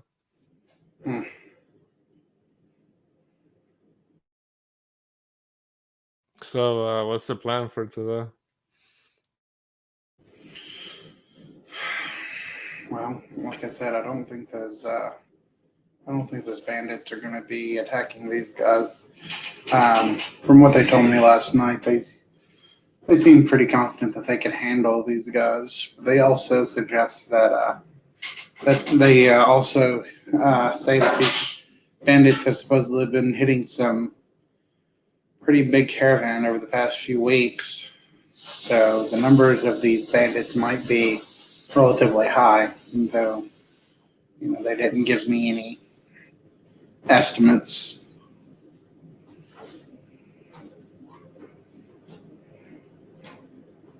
Well, at least we have some info. A little bit more than we had.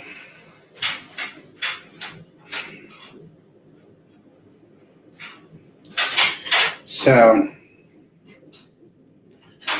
like I said, we could follow those guys at a distance if that's what you all want to do, but these guys are trained. I have a feeling they'd almost notice they probably notice if we followed them. And even if they didn't, just the chances of them getting attacked seems pretty low to me.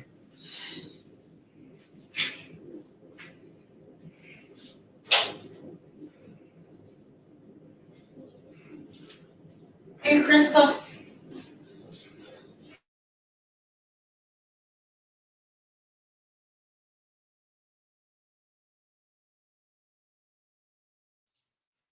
All right. Anybody else? Anything? No. Nope. Is this still the same night, or is this the next day? This is the next morning. All right, so I guess we're going to wait for that caravan to move on and get a good distance away before we follow and wait for them to be attacked. Were you away from the computer the entire time I was talking? No. I just wasn't paying attention. Sorry. I thought it was private stuff that was going on, so I just was trying to be out of the loop. No, Rachel is saying that last night the guys told her that they suspect the bandits' numbers are probably kind of big because supposedly, according to them, the rumor is that the bandits have been hitting some pretty big caravans. However, they're pretty confident that the bandits aren't going to attack them, and if they tried, they could handle them. Also, these guys are military trained, so Rachel is afraid that if we did follow them at a distance, there's a chance they would know they were being followed, and that would make us look suspicious. So Rachel suggests that we don't follow these guys because the chance that the bandits are going to attack them is pretty low, and we should probably wait for a weaker looking target to come through. Sounds good to me. I will say those bandits are stupid, but yeah, I agree. Also, though, you could follow them from a good distance. You wouldn't even have to be in visual range necessarily. And if any fighting kicks off, they've got rifles. You'll hear it. Exactly. That's true. It's just a thought. And I have a spyglass now. True. That's true too. I will leave it up to whoever else. I mean, I don't want to make all the decisions. Like, how far could we? I mean, gunfire can be heard from a few miles away, right? Yeah, probably. Yeah. Especially with I don't know no about a few miles. modern noises or anything. And Yeah, and it'd be easy to follow them from a long distance because they've got two big wagons there, two heavy wagons full of metal goods and such. So they're going to be leaving tracks, tire tracks and all that the whole way. Not tire tracks, wheel tracks. I think we probably should, just because one, they're greedy, and two, if they know these people got weapons, they're probably gonna want to supply their people with them. Yeah, I mean, that is a good point. I mean, yeah, sure, we can follow them. I mean, if nothing else, we can just stay in. We'll just stay in. That other city again tonight, and see if there's another caravan heading out eventually. Yeah, it's a true point. You could always come back, double back, whatever needs to be done.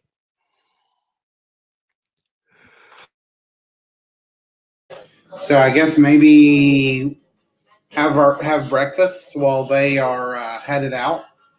Wait about 30 minutes or so, and then start up following them. That should give them plenty of time to get ahead of us, and for us to not necessarily catch up if we just kind of trot along. Yeah, you can guess their speed too based on when watching them leave and all that too, and worst case scenario, if you start to catch up, start to see them ahead of you, you just stop. Okay, so weather-wise, this morning, again, it's a pretty clear morning. The snow, there's still snow on the ground, in fact, that has fallen the night before, but not a lot, not a heavy snow. And it's the skies are clear again, and the snow is starting to soften, I guess, as the sun is coming up and the day is starting. The ground, at least, is starting to warm up a little bit. The air itself is still pretty cold. Just from the lack of cloud cover and all that, but there is sunshine, so which also makes it even easier to trail them from afar because they're leaving tire ruts, not tire ruts, what do they call wheel ruts? God damn it, tires! They're leaving wheel ruts, in the snow and all that too as they move along this the road. So yeah, you go on for probably another hour or two, and then you catch a visual of them up ahead of you.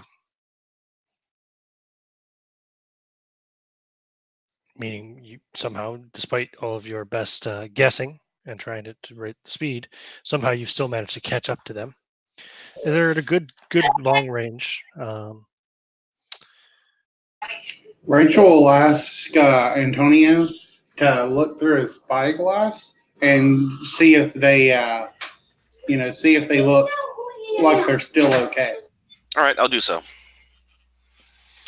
Okay, and you see that they have stopped, and that they are currently combing through what looks like the site of a battle.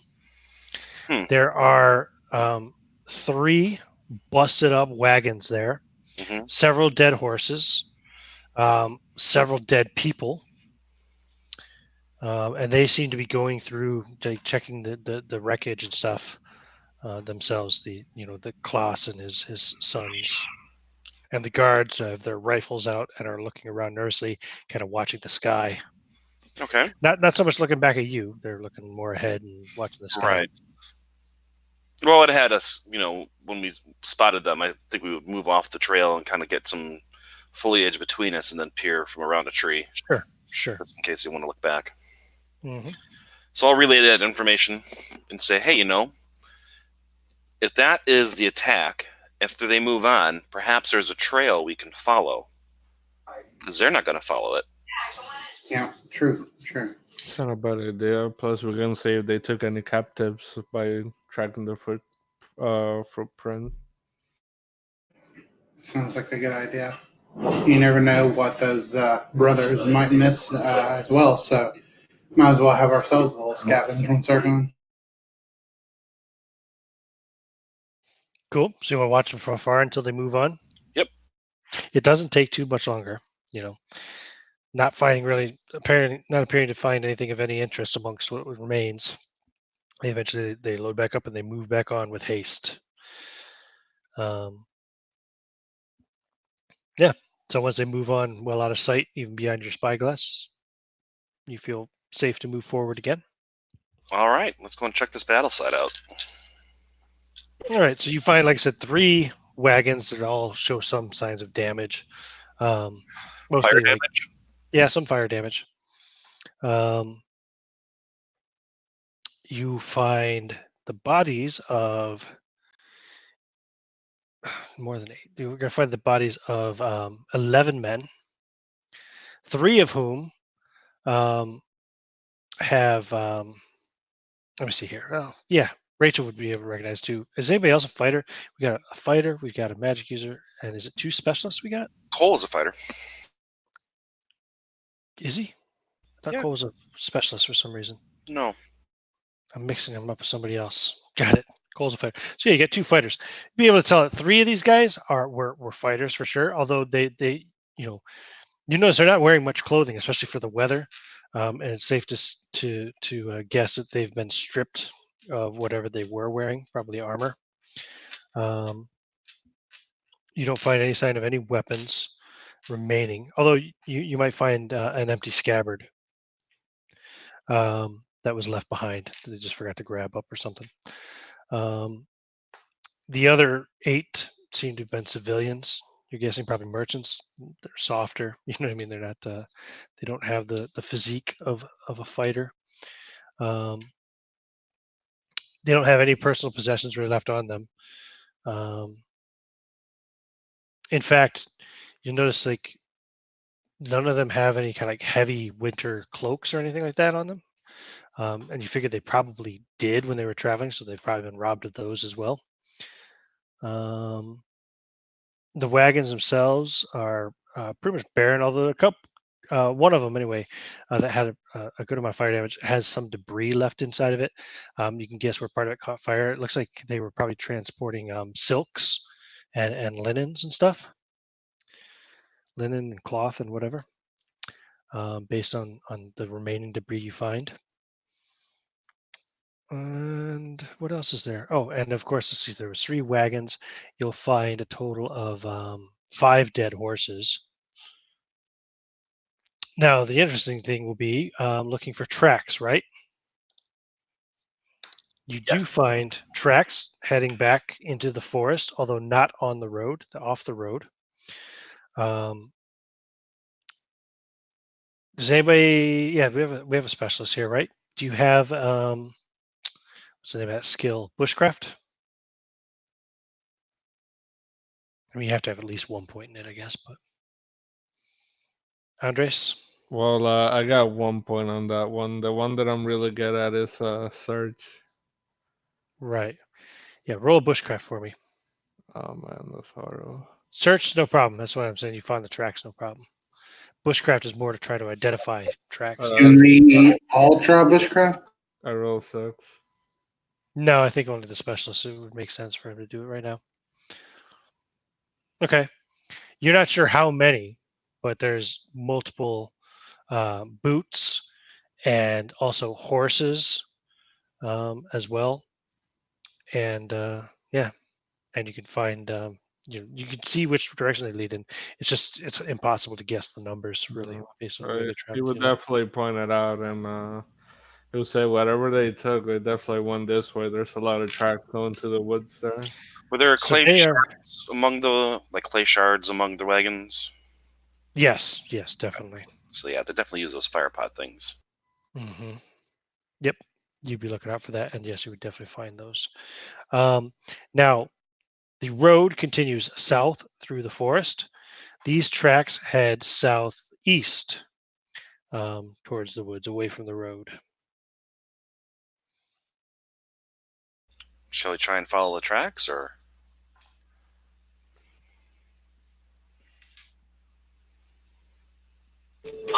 That makes sense to me. How how thick are these woods? I mean, can we get through it okay on our horses? Oh yeah, for sure. They had horses with them. You're finding tracks of horses as well. So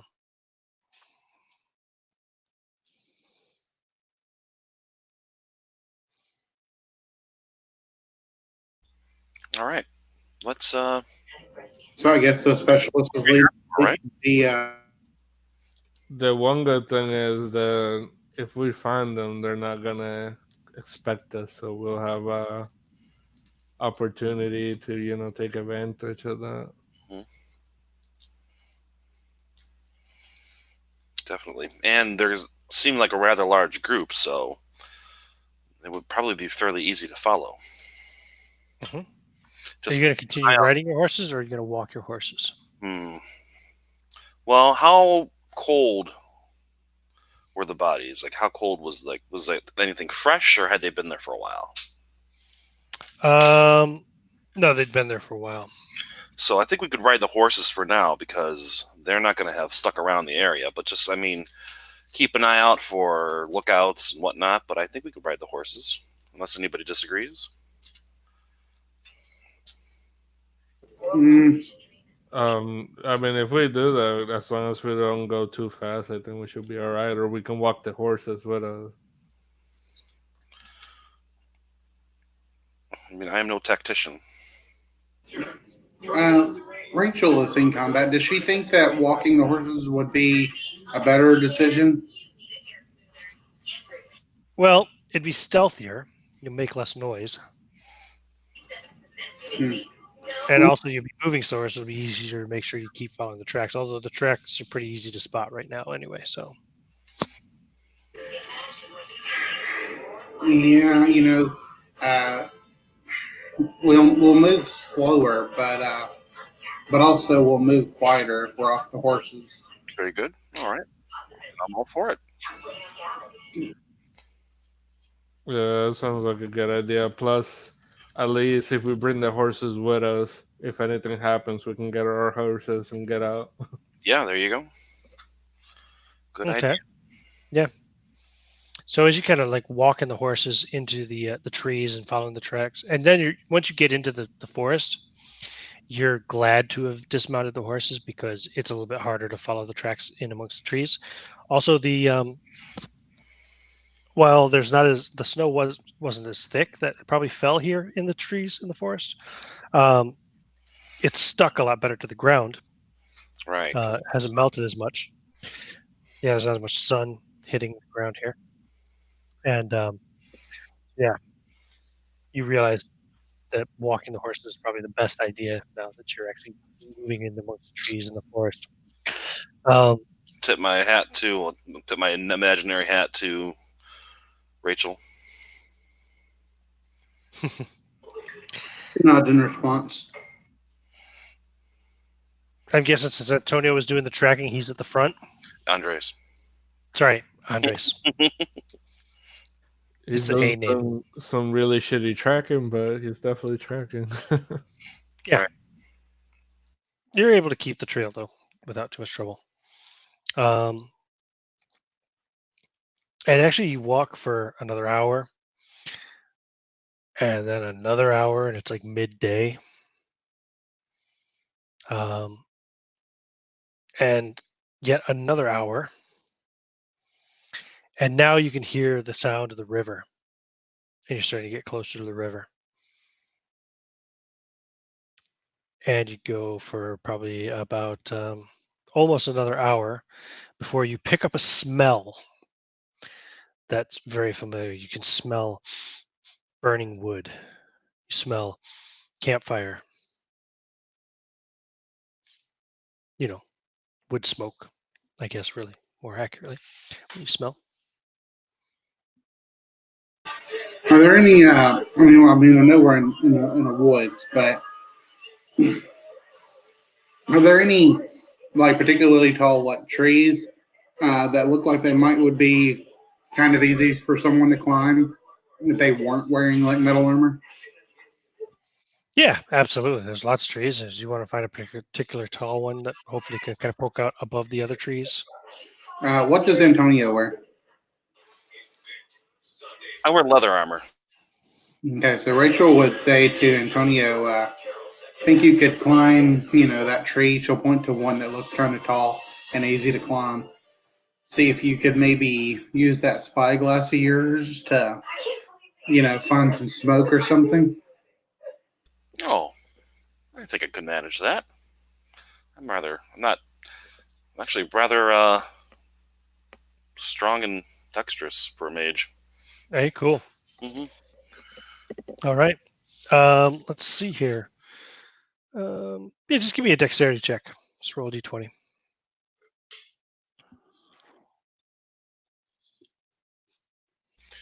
That's a fail. What'd you roll? Rolled a 15. What's your dexterity? It is a 13.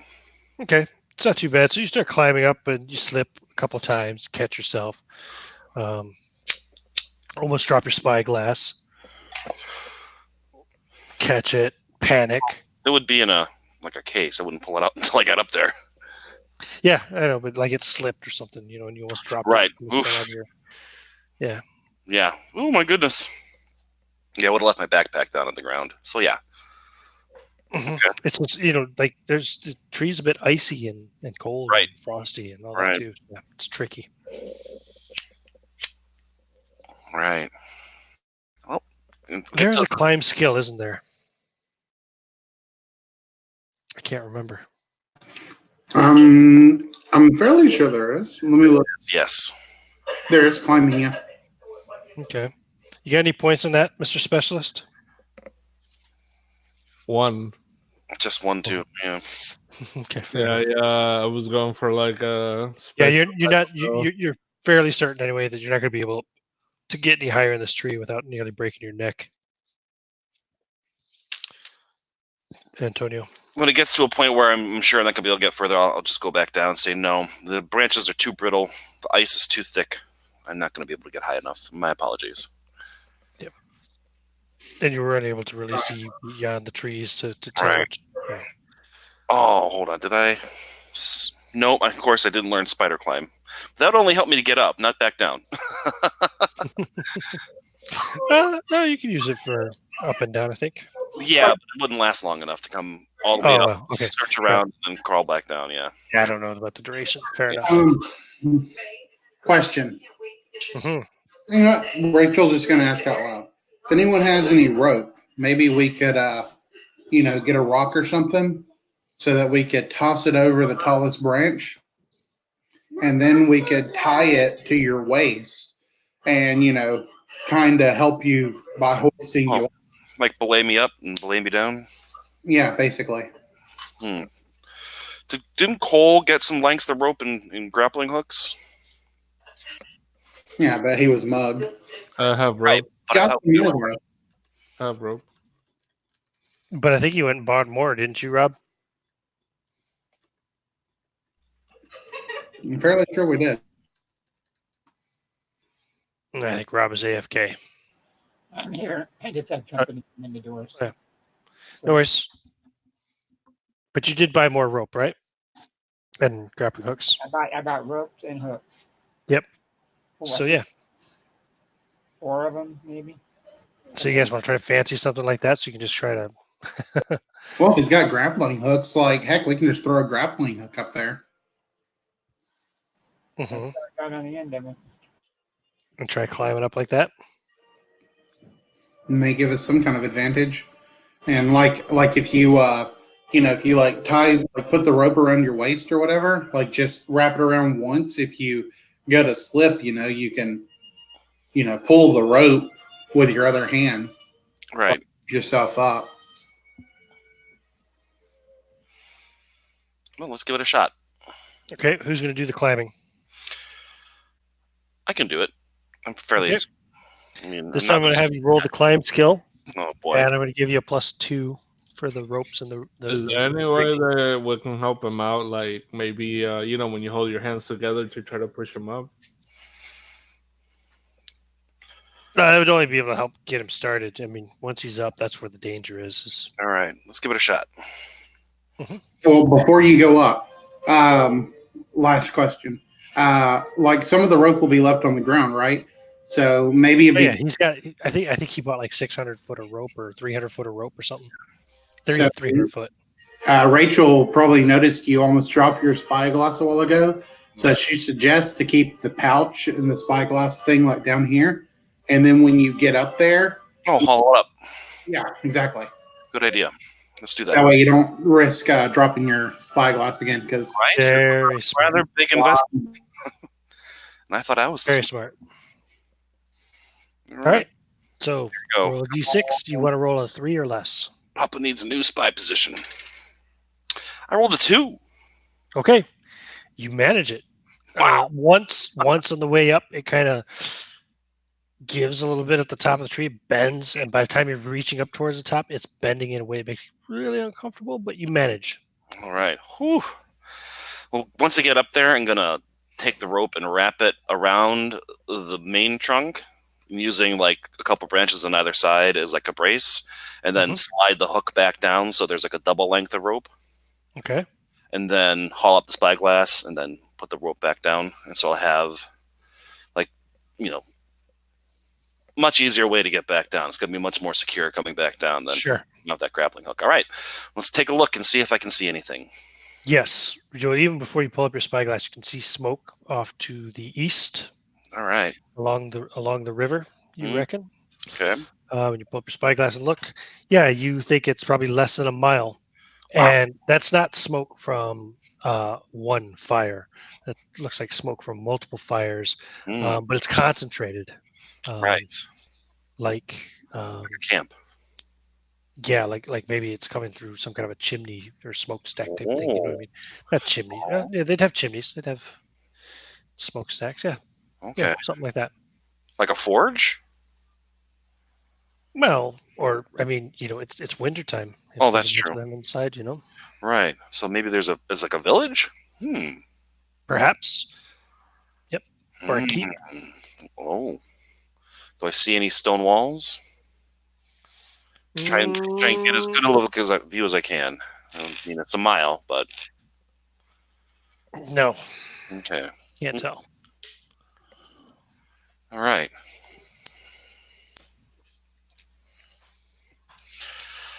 All right. I will lower the spyglass back down, reset the ropes, and then slide down. Like wrap that around a foot, wrap some around the arm, and just kind of like inch my way down until I'm back on the ground.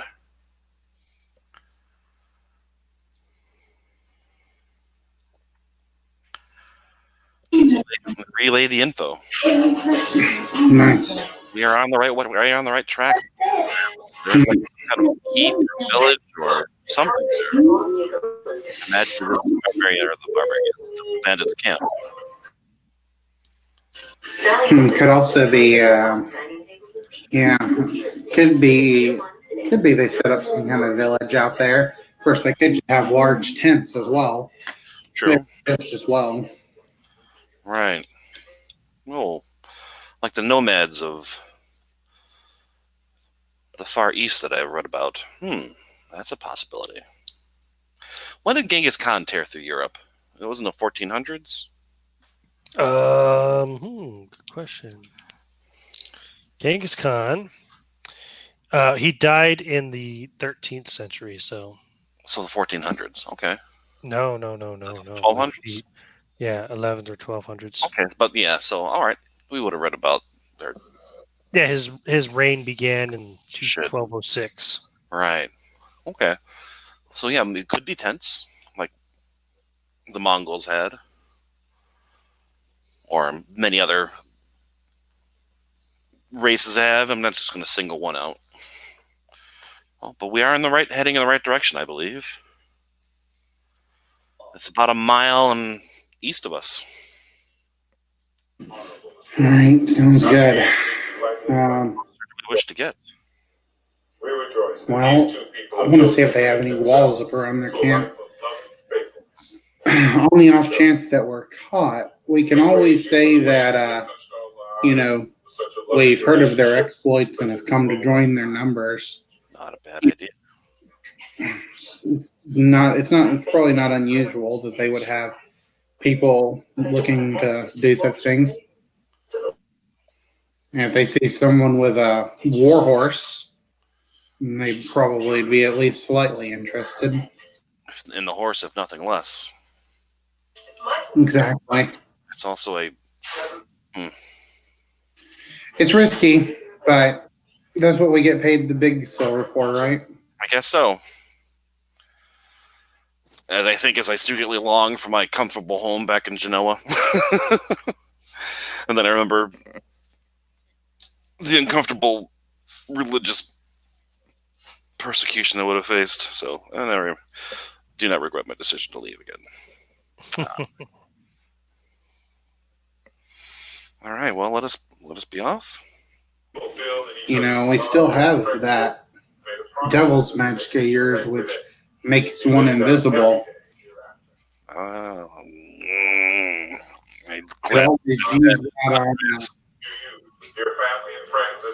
We could always use that on the Spaniard. He's a pretty lightfoot one. Yes, but I haven't really spoken to him of this yet. Huh.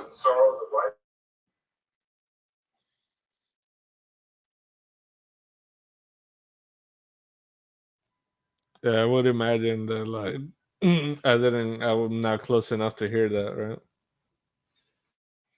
Let's say no. But I'm thinking of letting you know anyway soon.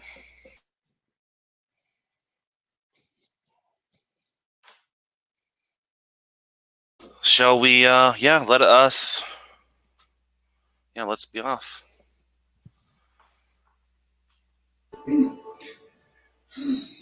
Perhaps we should find a place a bit closer where we could hide the horses. before we move any closer to them? Make our decision? Probably a good idea. Maybe find an area where we can get a different like vintage angle. Yeah, definitely. Okay. Look, we move on. Okay. So you move up a little further, and then you're going to tie off the horses somewhere where you can come back for them, Right. and then advance on foot. The Yes. 4 of you. Okay, and the smell of the smoke gets stronger as you're getting closer, and after a little more than a half mile, you're periodically, I imagine, pulling up your spyglass, trying to look even just through the trees and stuff. Yeah. But yeah, you think you do see something. Okay. So you kind of stop everybody and you pull up and look through the spyglass, and you can see there is like a spiked palisade. Okay. The spear point type, almost like Mhm. not spear point, but the sharp and pointed logs. Palisade. Right. It's pretty big. 2, 3, Hmm. 4, 5, 6, 7, 8, 9, 10, 11, 12, 13, 14, 15, 16, 17, 18, 19, 20, 1, 2, 3, 4, 5. Yeah, so we're looking at maybe 125 feet across from left to right. Hmm.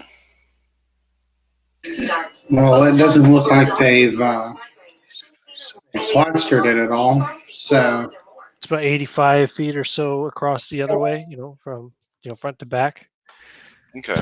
As you're looking at it, on the right side is the river, and it looks like they have a gate kind of there that leads out to the river, and you can see some boats tied off there, um, you know, tied off and kind of pulled up ashore there by the river.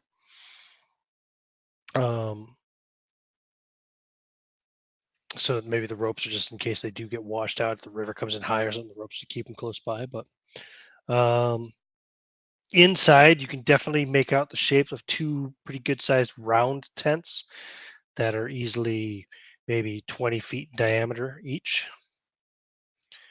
And then you can see another kind of like a tent, although it's definitely blowing the wind. It doesn't look very secure, but it's definitely at the same time though it is definitely posted down on the corners. You know what I mean? So and that looks to be also about 20 by 20 feet, but it's square shaped. Relay that info off. In fact, I'll pass the spyglass around so everybody gets a look. The round tents are 15 foot diameter. Sorry. Yep. I'll pass it around so everyone can take a look. Yeah, looks fairly standard of fare. They haven't actually whitewashed the fence. They probably don't have anything around to do that with. Usually, we used to whitewash our wooden fences so that they'd be resistant to fire. If these haven't been, then most likely the pitch will be somewhat flammable. That's good to make note of. All right. I have a proposition here. Andres. Would you like me to finish describing the camp? Oh, yeah, sorry. I didn't realize. Oh, I thought you finished it. I'm sorry. No, I don't know. So those tents, the two round ones, and then the rectangular one. Oh, it's part of a square, isn't it? 5, 10, 15. Oh, sorry, no, it's 15 by 20 feet. Okay. Anyway, those are kind of in more of the center area of the camp, and off to the left side of not the camp, the fort. To the left side, you can see there are 2 rows.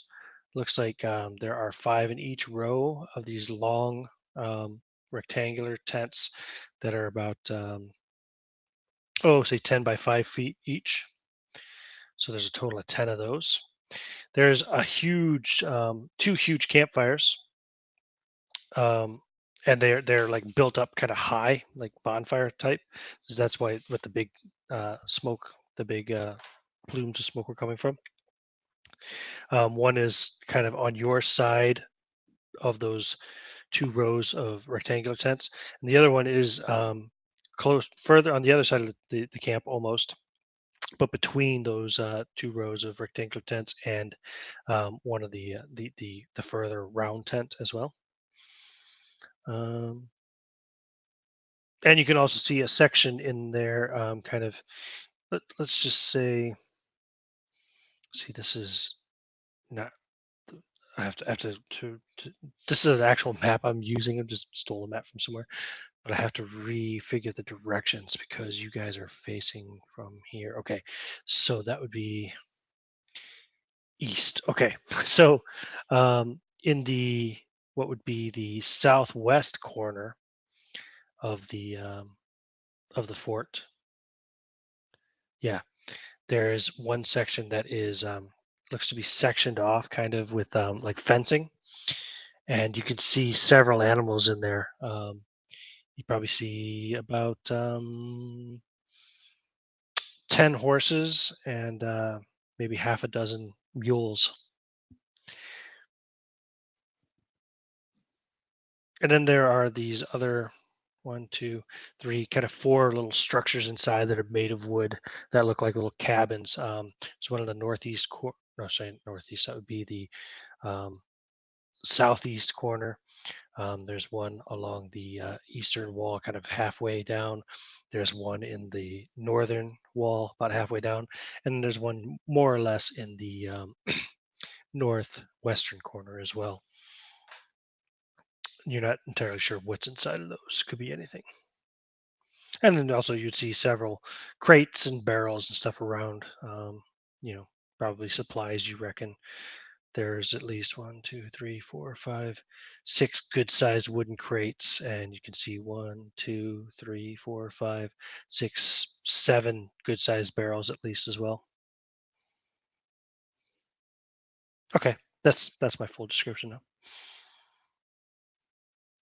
Pretty good-sized place.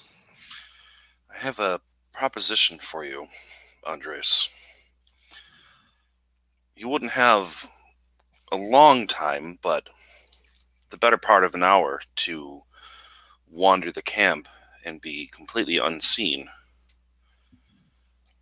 if you wish to get a better look of the place. Yeah, I think that sounds pretty good. The more information we have, the better. It would mean dabbling or being exposed to things that many would consider the devil's powers, although I don't believe such a thing. Couldn't be any worse than everybody tried to kill me in here, so... There is that. All right, well, I can make you invisible.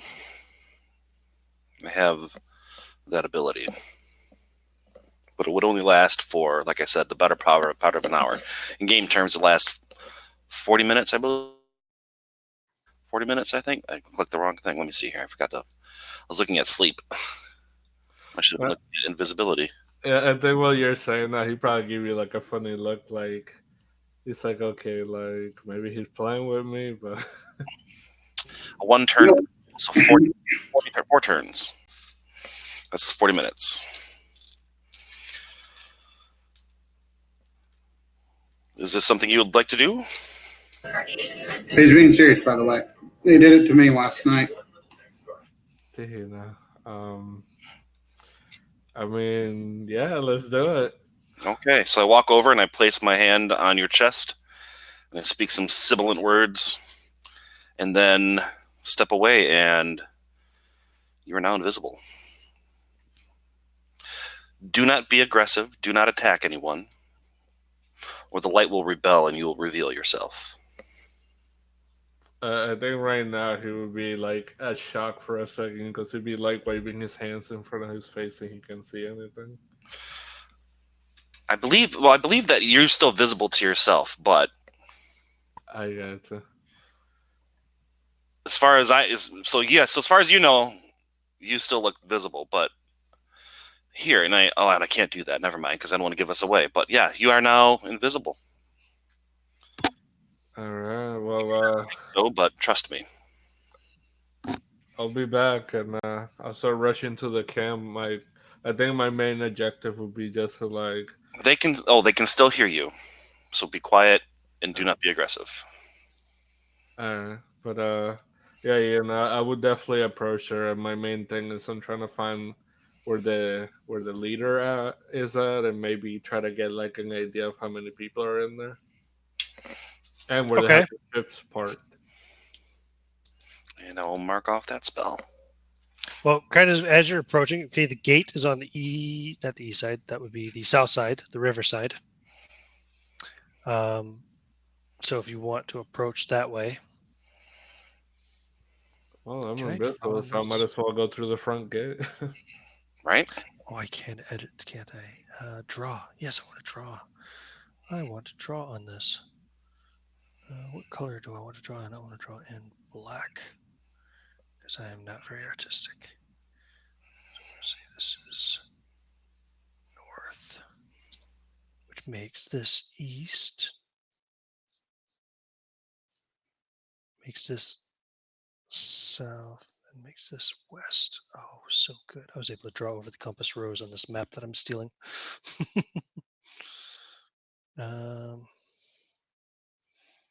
Yes, save. Letting your ink dry. Come on. Save. Okay. Cool. Now, so yeah, you approach around the south side where the gate is. Okay. As you're kind of approaching it, it's a closed gate.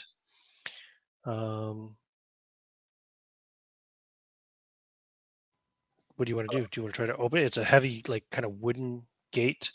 It looks like No, you know, I'll try probably to have to kind climb of on lift it there. up and slide, pull one side at a time.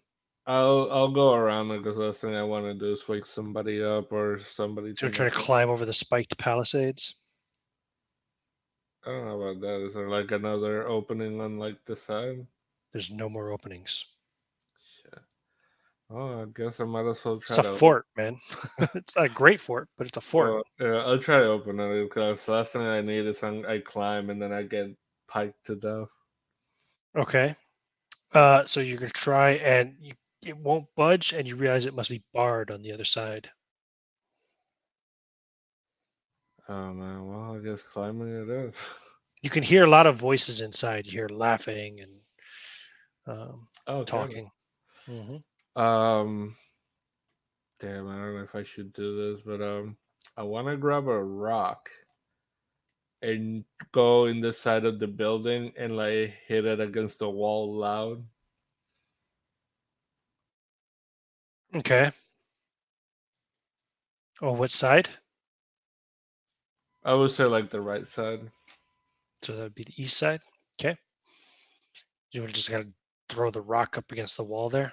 Yeah, and then I would start making my way back to the gate so that way when they come out, I slip in. Okay. So yeah. So you hear them. Oh, what was that? Did you hear that? Oh, I didn't hear anything. Heard something. You two, you go check it out. If you see anything, just give a shout, and the rest of us will come. And eventually, yeah, then somebody will come over, and you'll hear the sound of them lifting the bar off the gate, and the gate begins to open. And you can see there are four guys standing there. Two of them coming out, the other two staying inside the now open kind of gate by the doors.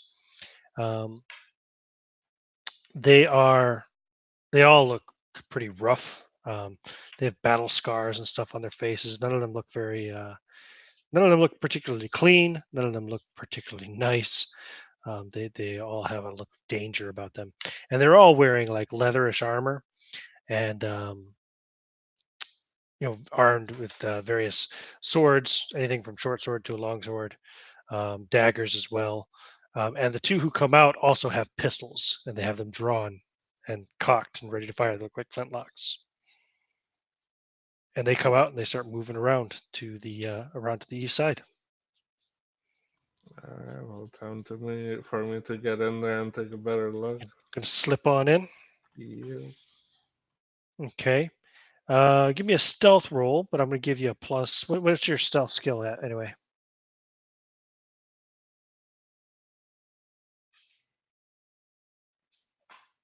Jose? My stuff is at 3. 3. Yeah. Okay. My roll was 3. Okay, no problem. I was going to give you a bonus anyway too for the fact that you're invisible. So yeah, you'd only fail on a 6. Good job. Yep, you get in there, no problem. Get past those other 2 that are waiting for the other 2 to report back. And so you can see the tents. They're like kind of in the middle of the camp. Like I said, there's 2, a round one on the right and a round one on the left, and then the long kind of rectangular one, which doesn't really look like a tent. It's more like a tarp that's just tied down, posted down on the corners. The voices that are coming from inside are definitely coming from the 2 round tents. There's a few barrels right there kind of in front of you. On your left side is where the little pen is with the animals, where the horses and the ponies are. One of the wooden like buildings is to your right as well. The others are further back in the camp. What do you want to do? I want to go farther back in the camp. You can go around the tents. Yeah. Right side or left side? I'll say right side. Okay. Sure. So you can move around. You're gonna pass one of the first building I described, the first little wooden structure, whatever it is, shed, whatever. And then you pass the tents. You'll come up to another one, and then there's the bonfires on your left. The first bonfire. There's another barrel there, and then there's the 2 rows of rectangular tents. Would I be able to tell what kind of barrels they are? Like if they're like gunpowder or they're alcohol or whatnot? You want to move up to it? Sure. Kind of look inside. Yeah. The top is loose, as it turns out, on this one. And open it up and look inside. It Yeah. actually looks like water. Oh, sure. Okay. Yeah, I'll try to hurry up in case So now you're searching closer around. to the bonfire. The bonfire is just ahead of you a little bit on the left, and beyond that, there's several other crates and barrels. Or to your right, there's the 2 rows of tents. Right behind you is the second of those kind of like a little wooden cabin or wooden not cabins, more like wooden shed type buildings, whatever. More crates off to the right beyond the tents. So what are you gonna do next? Is there like a building that looks like bigger than the others? Like, you know, I'm trying to find where the main guy is, and I would imagine he would have the fanciest like tent. So. The only place you've had voices come from is the 2 round tents, and they're both about equal size. Okay, well, I'll check the one on closest to me, and then I'll check the other one. You can go around and like pull the flap open and look inside. They're like Yeah, teepee type slowly. tents, really. They're big, tall. Oh, yeah, so yeah, Or I'll try they to. look on get this map. They look kind of like circus pavilion type style tents, But So yeah, I would try to take a peek. okay, give me another stealth roll.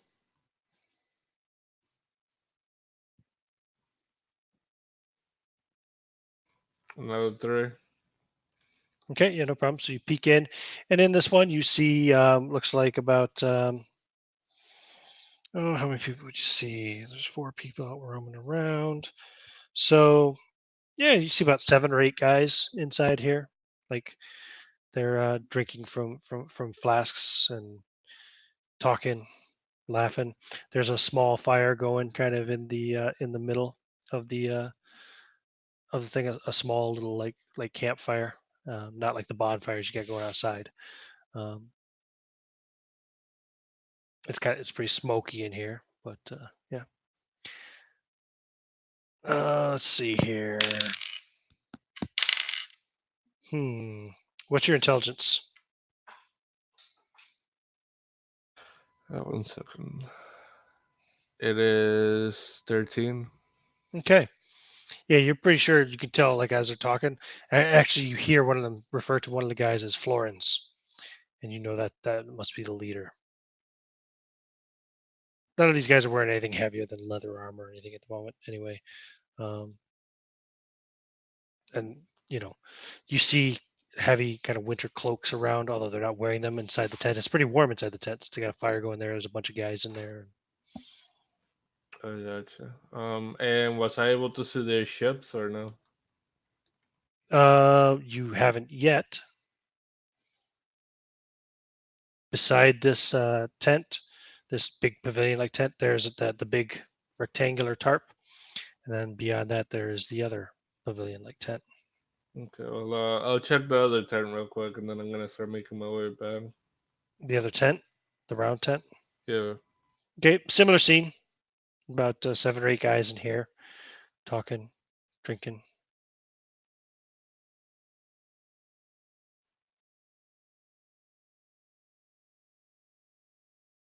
Okay. So I got I guess a weird question, but wait, you said it was a fortress all around, right? It's not a fortress. It's a fort. Yeah, I guess it is a fortress, right? Okay. It's not like a really good one. It's just wooden. I Wooden. was trying to find We like call it palisade. I was gonna say if I can find like or make a way out from a different side, but I don't know if I can do that. All right. Well, Not without knocking down a portion of the palisade. well, I'll start making my way out now that I got an idea of how many people are in there, and Yeah. And as you do so, you'll see the other guys are starting to come back and say, "Oh, I don't see anything around. Might have been an animal or something." all right, and yeah, he will go back, and as he goes back, he would get behind Antonio and like poke him in the back as his invisible. Roll another D20 for me.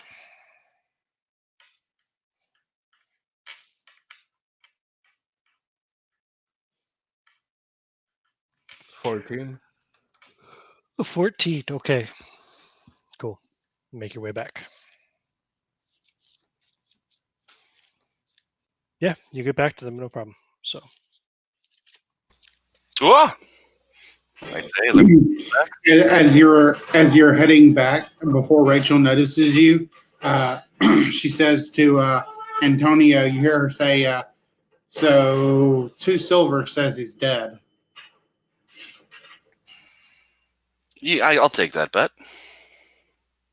I think there'd have been a lot more commotion if they had found him.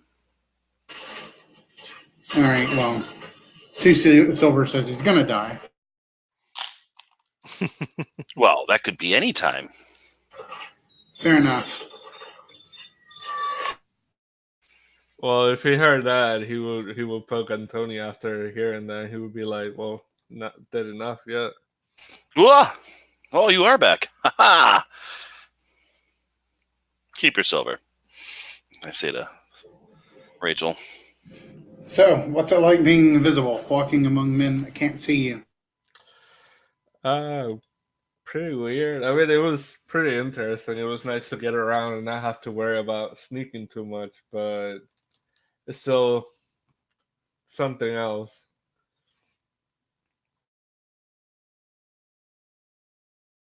A quick question. How many days has it been since we left Amsterdam?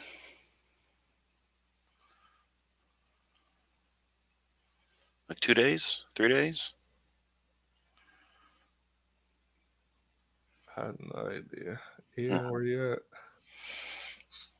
Well, he's probably ran off to the toilet or something. He's muted. I know. I'm talking. I just didn't realize I was muted. Sorry. No worries. So it's now November 22nd. So it's the second day. Okay. Wow, we found them really quick this time. Very nice. Yeah, well, it took you 1 day to get to Yep. the bottle arms. And then the next day you came out and found this. It's currently about 3 p.m. So it's going to be getting dark in about an hour and a half to 2 hours. Yeah, let's get back to the horse. Yeah, dark in a couple hours, yeah. Because that's much further away from them and safer. And I don't want to leave them alone for too long. And then we can discuss what you discovered in there. Hey, while he was away, does anyone have any like coal or like any kind of like coal or chalk or anything like that? I have chalk. Was away. Rachel would pull out that map, and on the back of it, she wants to sketch out the camp. She'd ask for your chalk, and on the back of the map, she wants to sketch out the camp. Right, that's a good idea. The barrels and everything. and that way Andres, like, hopefully can tell them, she could point and go, like, okay, what was in these barrels, Okay, so yeah, he He would only take looked in the. one barrel. Yeah, I only look at one barrel of water, but he would try to draw the tents even though they probably look shitty as hell. And on top of it, he would put Okay. the people that he saw. Like one tent was like 4 people. I think the other one was like 8. I am going to send a map to you guys in the chat. But I'm not going to display it on the screen because it's like probably from somebody else's game or something. Shit like that. But I'll send it to you and we can discuss like what's not accurate on it because I'm obviously changing some of it to make it suit this game. Yeah. But I'll do that after we end the hangout here because I think we're going to wrap this up now. And Cool. then we'll deal with the camp in our next session. Excellent. Right? Excellent. All right. Mm-hmm. Yep. And yeah. All right. Burn this Experience motherfucker points. down. Yes, please. Hand me those sweet, sweet XP. Let's see here. So get the attendance that everybody gets, the default XP plus 14,000 tonight. dealt with the racist guards at the inn. And you found the camp. I'm gonna give you guys 750 each, except for Antonio. Or not Antonio. Sorry, Andres. Andres, you can have 800. You get an extra 100 points. Yeah. Nice. Less than 4,000 to go to level 5. Yeah, had you given us like 14,000, I'd have been okay with that. Yeah, sure you would. So I'm going to end the broadcast. We will pick this up again next week for session 17. I'll probably have my camera back on by then. It's just so humid and hot today, and I didn't feel like going in the room and looking for a shirt. So, all right. Thanks for playing. Thanks for watching. Thanks for running.